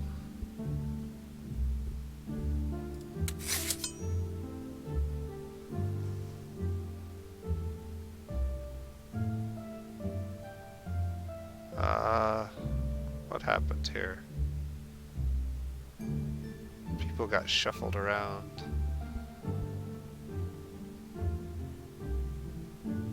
Did it automatically move everybody where I need them to be? Looks like it did. Alright. So that'll be done in one turn, that'll be done in one turn.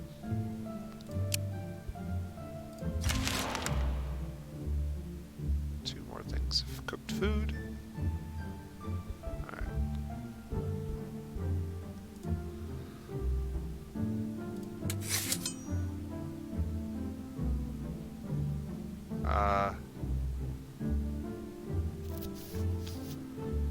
It says I can finish this.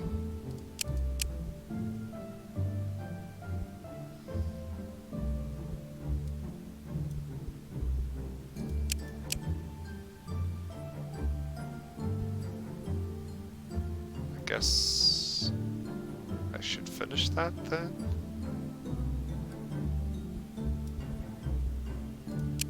I really don't want to wait another turn, but whatever.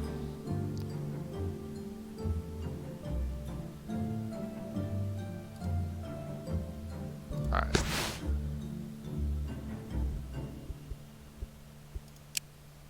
So, what? Yeah, we've used them all up now.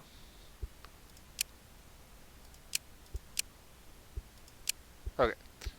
The only one that I don't want to use is maybe the berries. I guess we'll save the grain and the berries. Everything else we can eat, including the seaweed, the one extra seaweed we have. We're still at plus 11. You can see that these guys dropped down a tier because they're recovering hit points. So every hit point you recover, I think, removes 1 point of morale. It may not be 1-to-1, but... So... They should be fully healed now, though, right? Yeah. And it'll take a couple of turns for their morale to get back up. Unfortunately, that means we lost our movement speed. We had that movement speed buff, which was really handy. Okay, so we can get there. And the vermin. We wanted to fight it. Perfect victory. We'll accept that outcome. And we got more mushrooms and more meat. And you can see these quests, you can get a lot of crap just from doing these quests over and over again.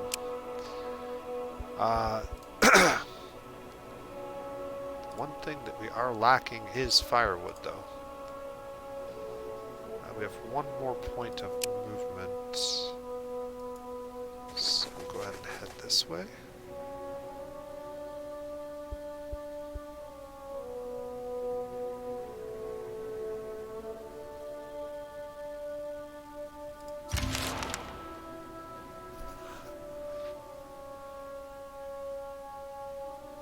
Looks like we've leveled up again. We got more research points, but we'll just save them. We don't have anything else we can do with them right now, except maybe learn more food, but that's not really urgent. Alright, this is a real important turn because we're getting close to the children growing up. So they're not going to get too many more opportunities to stat up. This is perfect perception is what we want, so she's got doubles perception twice, I think. So we'll give her that.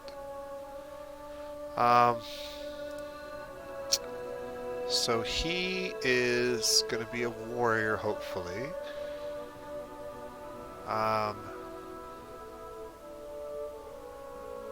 This ability actually utilizes all of the primary attributes, depending on what you're fighting in. So putting a point into intelligence to give this more meaning could be useful. Intelligence also increases our sanity health pool, which is his lowest health pool.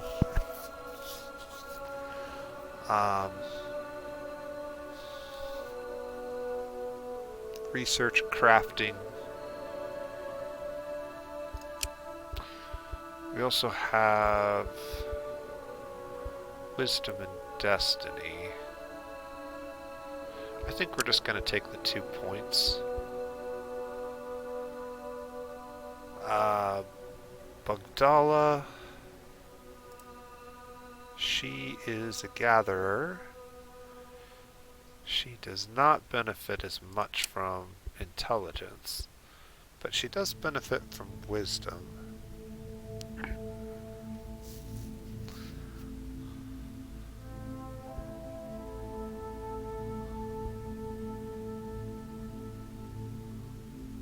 She's also the one...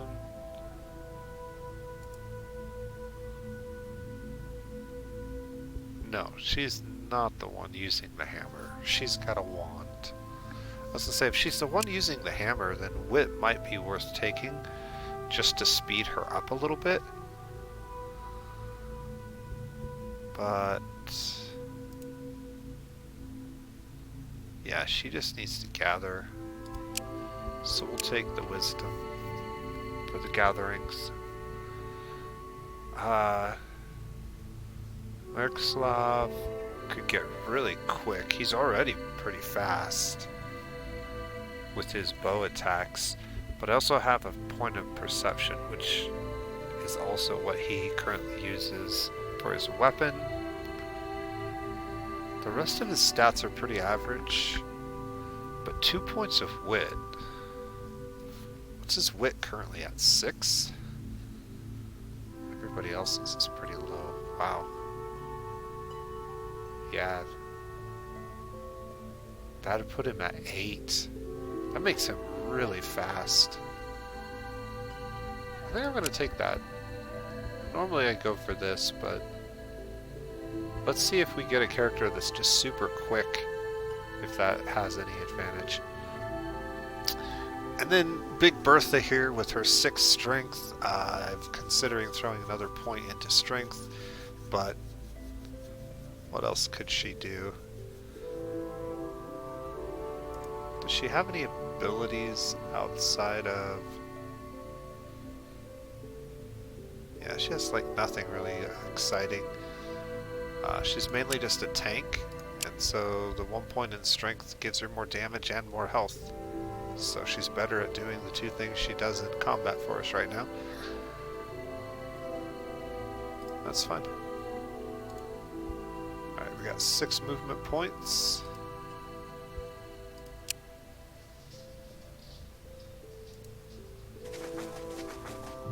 Ooh. You sit down to have an evening meal. Well, that's a pretty big evening meal.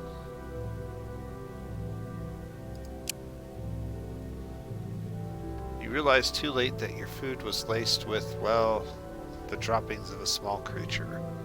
You feel ill. You also find some brown fur. Leopold.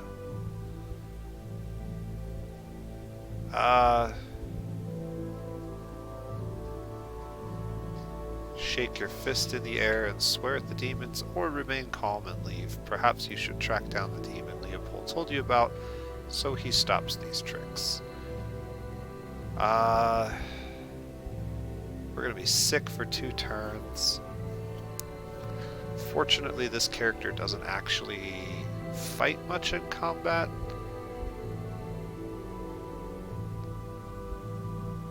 Oh, let's be honest. This is what's going to happen.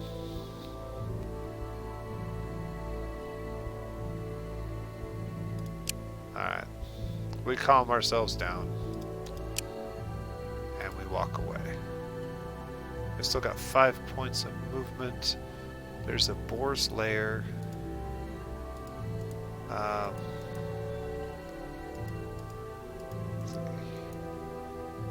Where's it at? Ah, there it is. So this is the challenge level, I believe. And then one of the nice things is if you can click on it, you can actually view all of the units that are in that stack, and you can actually right-click each one and see exactly how dangerous they are. This is true of the layers. I'm not sure if it's also true of the wandering monsters, though I would imagine that it has to be, right?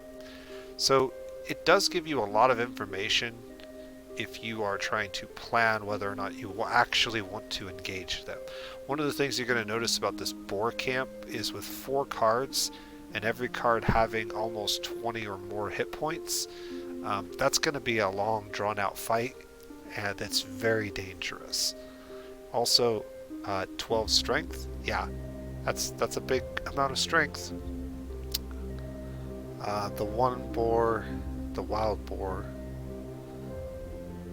is pretty dangerous, so. Alright, let's head over here. Let's be reckless. Okay, we found some sandstone. Good for crafting. Ooh, we found some dark wood. And some more bones. We have a nice pile of bone now. We might be able to craft something good out of bone here pretty soon. We lost a little bit of health in the process, but I think for these resources that's probably well worth it. There's a lot of bone right here. Shadow bone, regular bone, blood bone. This is what we're looking for though. Wood. We need some wood. Unfortunately, it's right next to the boar's lair. There's also some scaled leather, which is actually an improved version of the leather resource. Blood bone is the improved bone resource, and shadow bone is the wild bone. So you can actually get all 3 of the bones from right here. That's interesting. Alright. We haven't explored a whole lot, but we can get right next to that wood and gather some wood. So let's do that. Okay, there's some berries over here. We have 32 turns worth of food.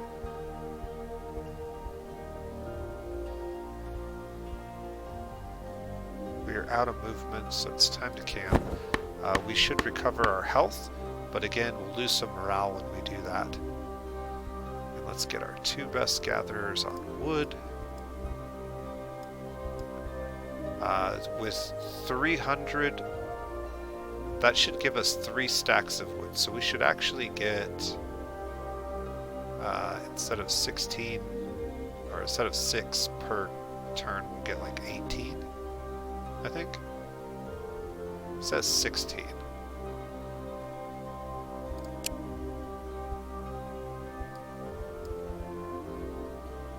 I don't know. Let's see what happens.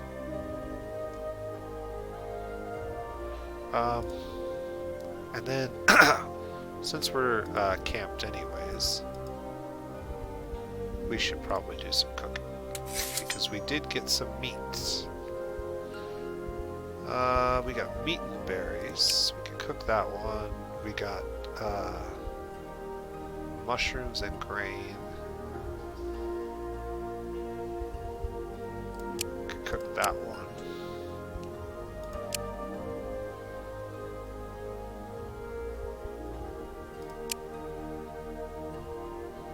We could also cook grain and mushrooms. Mushrooms needs to be added to the favorites, so it shows up over here so we can quickly see it. And then we can click this so that it only shows the things that are possible to cook, which is really helpful. So we should cook all 3 of these if possible, and in 1 turn if possible. Quantity wise, we're almost out of the sandwiches, so we'll put our best crafter on that. And then the other ones. Oof. Oof. That's kind of rough. You 2 are going to have to work together. We'll stay here for 2 turns. And then we'll move her to the Rolata after 1 turn. So make 1 turn of this and 1 turn of that. Ooh. A stork pulls up proudly. Take a closer look. Just ignore the bird and move to another tree before it shits on you.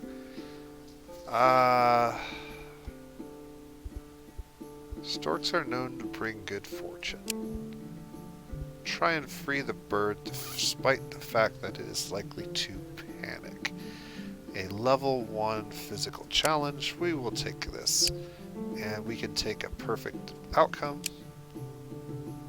We lost a little bit of health, but gained a big blessing. And another blessing. Nice. Okay, and then we wanted to switch the chef from here to here. Oh, we're already out of meat somehow.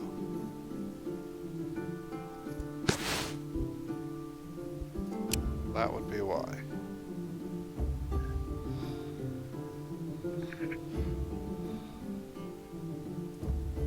Let's untack this so when we get new stuff, I have to remember to manually come at it. Because basically what happened is, when we ended our turn, we randomly grabbed food from all these sources, and we accidentally ate one of the pieces of meat, which now makes it impossible for us to make that dish, which is frustrating. Fine, just make more sandwiches. That'll work too.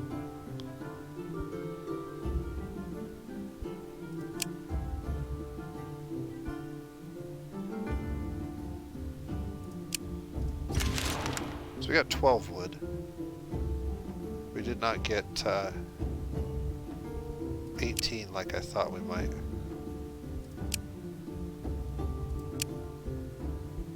Alright, that's enough camping for now.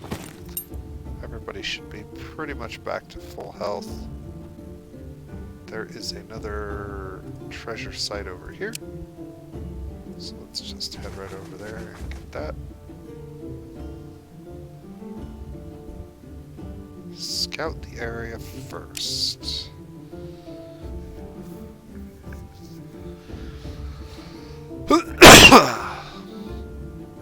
Use the element of surprise and attack. Sure. We're very good at fighting these guys now. Our reward is not nearly as good though. 21 granite. Granite is a wild resource, and 21 is enough to build something with. So that's good.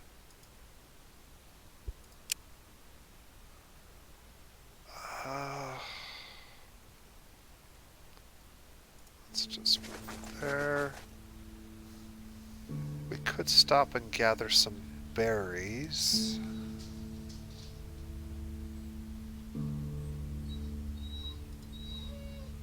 Let's check our inventory. Just want resources. What do we got here? So we're up to 13 dark wood, 21 granite.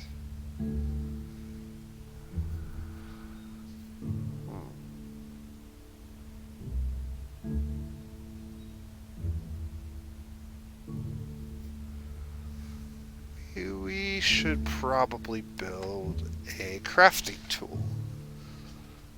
We have the resources to build one,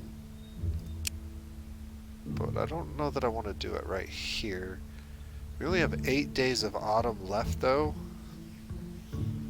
so wherever we do it, it's going to have to be soon.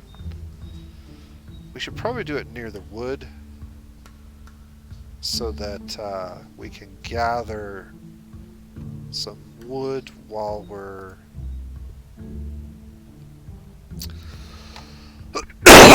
crafting. We're gonna need wood for wintertime. You use more wood in the winter.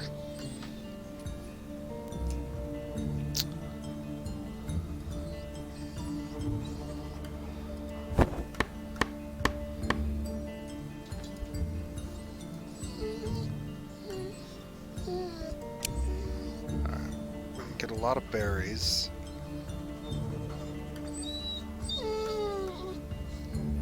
We have 27. I think that's what this number means. 27, right? Yeah. Okay. That makes more sense now. We're gonna get 10 per turn.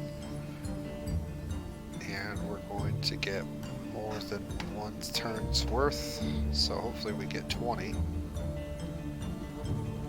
I think that's how that works. You can get up to 20 because there's 2. But you can't get 3 times unless there's 3 slots.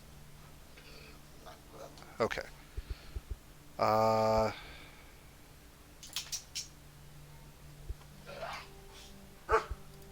Cooking.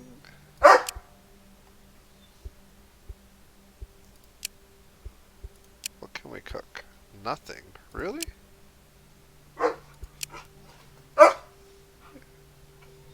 Nothing it is. The grain is now too low to cook. Well, no, that's not completely true. We can cook mushroom bake.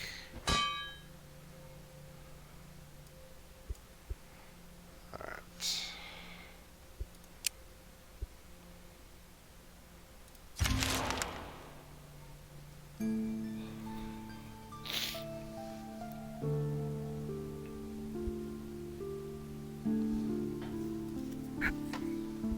I only got 10.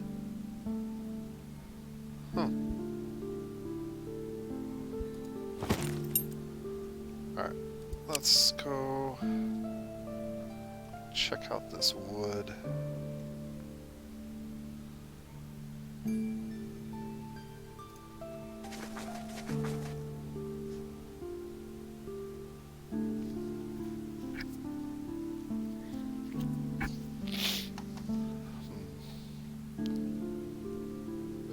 Is this where I want to sit down and craft? I guess it is, because I need to collect wood.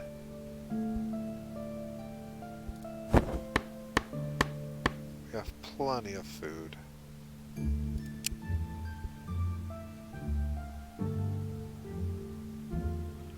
So with just her...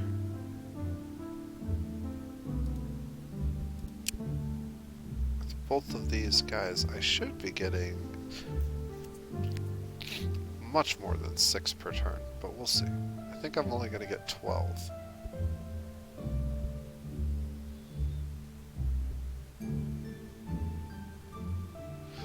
I think there's a setting that talks about this in the difficulty menus. Might have to look at that at some point. And then I don't think there's much we can cook. Is there anything we can cook? Yeah, there is nothing we can cook. Yep. They're going to show completely negative, so that's fine. Crafting. We wanted to make a crafting tool. So, what do we have access to here? We need metal, stone, gems, or less metal. The big difference between more metal and less metal is it allows you to make lighter tools. So if you have somebody with low carry weight, you can make one that's a little bit lighter. Unfortunately, we don't have enough gems, but we do have enough metal, so we could actually throw our metal there. That's going to give us 4 essence. And then we have some options. So we've got 3 different types of stone that we could use. Let's start with the worst type of stone.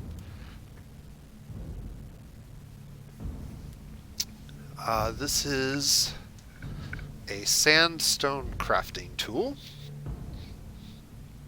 It would provide us 1.8 increased crafting, or 18%. This is going to be better. So we get 18% increase to crafting. It weighs almost 100 pounds, but our crafter is the character with all the strength, so I'm not too concerned about that.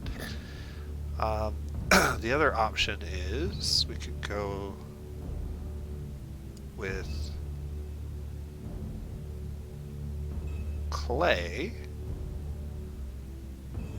Clay is a little bit lighter and provides slightly better essence, so that's good. We could actually get an inventor's aid, increased sanity regeneration, and increased research. That actually might be helpful. Slightly less crafting ability. About 7% less percent-wise. But the other two attributes are pretty helpful. And then we could also build a wild one. And this one's going to have the best numbers. 29 and 3. It's also going to be the heaviest. And then we have a few other options. We also have the option of something like that, which is at 135%, but it's incredibly heavy. Or something like that, which is at 130% and even heavier.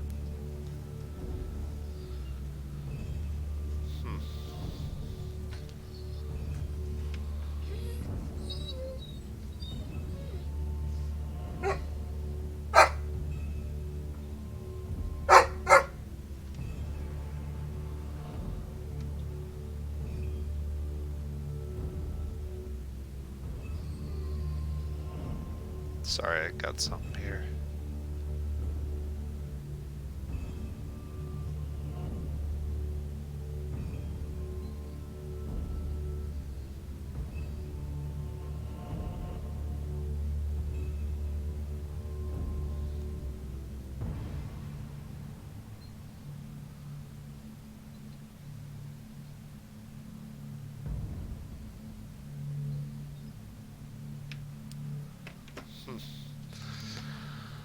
Okay, so options.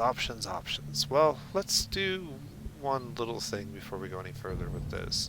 So there's clearly a bunch of designs that would work really well. I think this design is good, but 24% chance of something bad happening. Would still get an item, it just wouldn't have these stats. They wouldn't be nearly as good.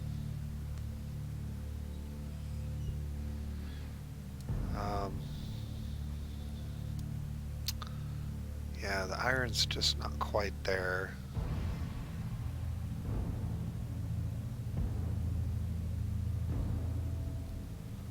And we don't have enough gems. Okay, I want to check my character and see... let's go to the equipment screen, actually. What is her current carry capacity? So she has, with her current kit, approximately 100 pounds of carry capacity. So anything that weighs much more than 100 pounds means we're going to have to remove her armor or swap it out with this dude again. Yeah, and he still doesn't have enough strength to carry that armor. But he has been in almost every single fight to this point, and so he's going to need to continue to use that armor. However, I guess now's a good time to talk about the children. Where is it at? Here it is, growing up. This child will grow into an adult once the counter reaches 0. Where is the counter for the child?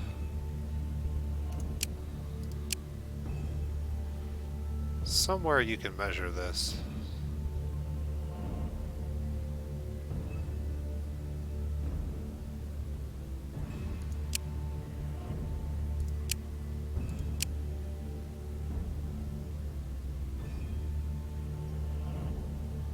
Where is it at? Oh, child growing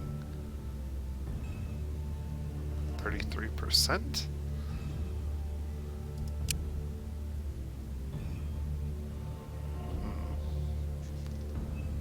Somewhere it tells you.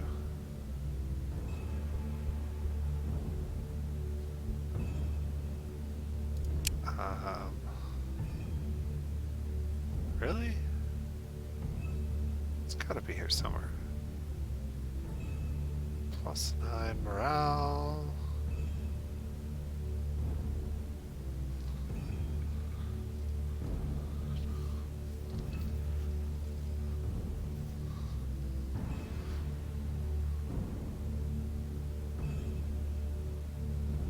Where does it tell you that? Oh, there it is, right in front of my face. 9 turns. It's just child growing up. Little circle, number 9. Okay, so in 9 turns she'll grow up. Didn't mean to do that. Back to the equipment page. So he's going to grow up in 8 turns. So in 8 turns, we're probably going to put one of these suits of armor on him, and he's going to become a melee character with this axe.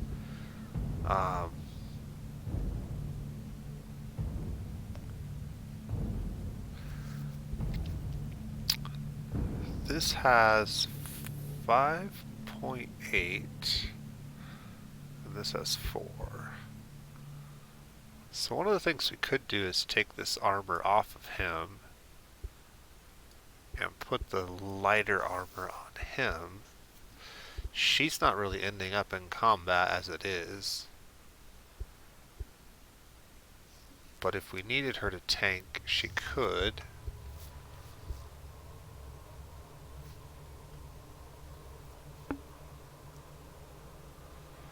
And that should free up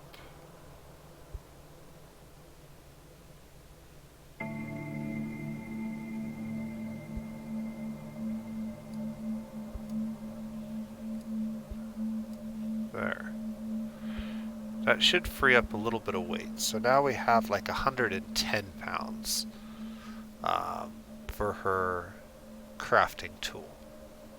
Okay, all of that for that.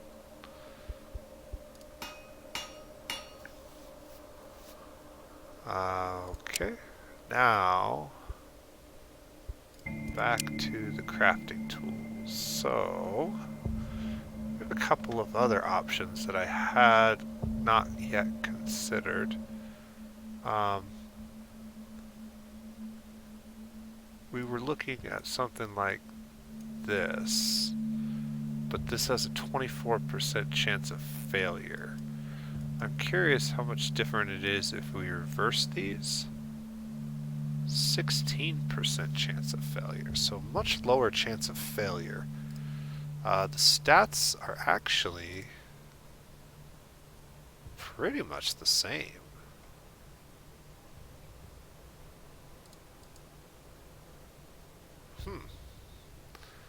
And then the weight is 121. That's too heavy. Yeah. That's just too heavy.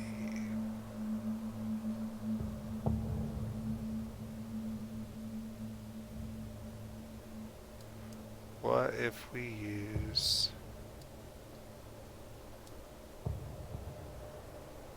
What if we use the clay and the sandstone? We can actually get one of these cranked out. This is 116 pounds, still too much weight.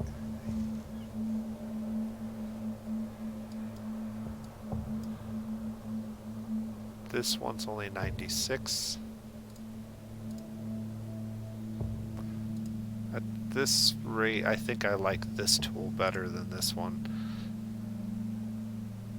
The research, though, is really helpful.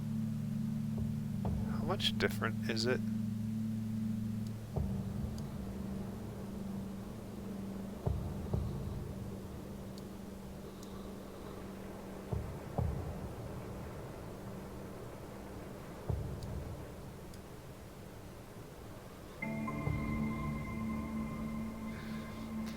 That's almost 3 points per turn.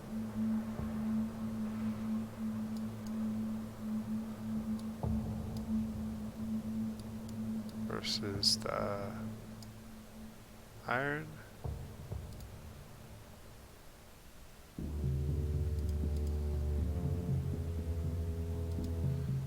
Let's go ahead and craft this.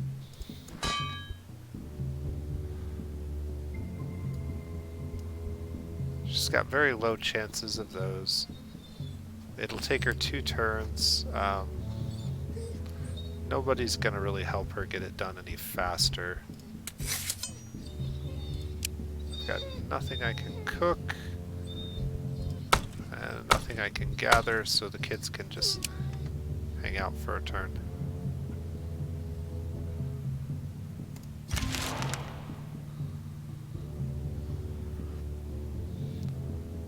Got 12 wood.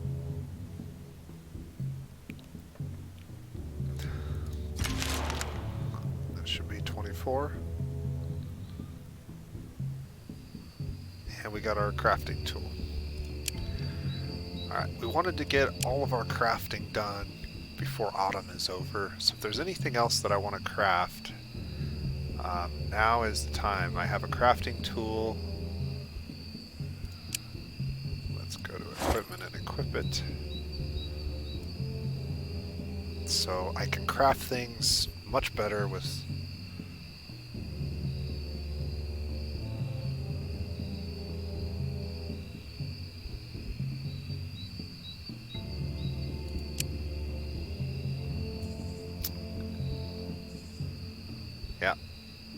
that helps a lot. So yeah, it's like over 3 points, which is better than what the rate of the flat one was, and this will increase over time as we get more stats into crafting related traits.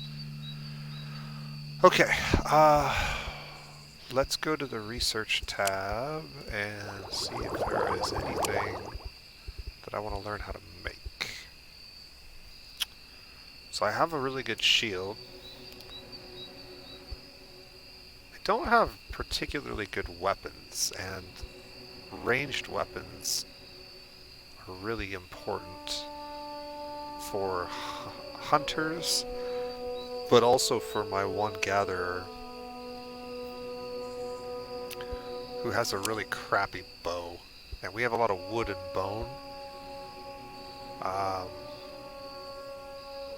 Let's take a peek at his bow. So he's got a bow. It's just a bone bow. Let's take a look at the details. So he's got a bone bow made of bone and wood with a 1.2 attack modifier and a fairly quick time for the delay at 2.4. This is a targeted ability that has to be placed in the back room. Pretty much the most basic bow you can build.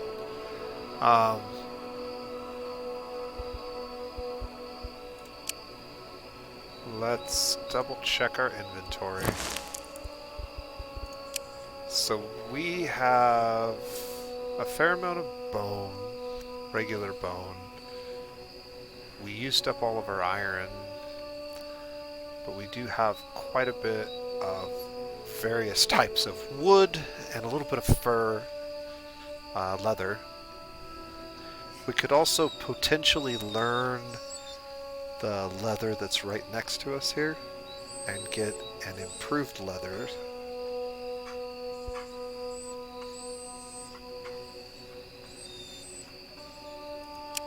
But let's take a look at what are bows made of. So this is what I was talking about. Every weapon is made of 4 primary ingredients and 4 secondary ingredients. They're always the same 4, but the order in which you unlock them will vary from game to game. So this is actually really bad for us. Unfortunately, the primary slot for a bow requires gems and metal, and the secondary slots are wood and leather,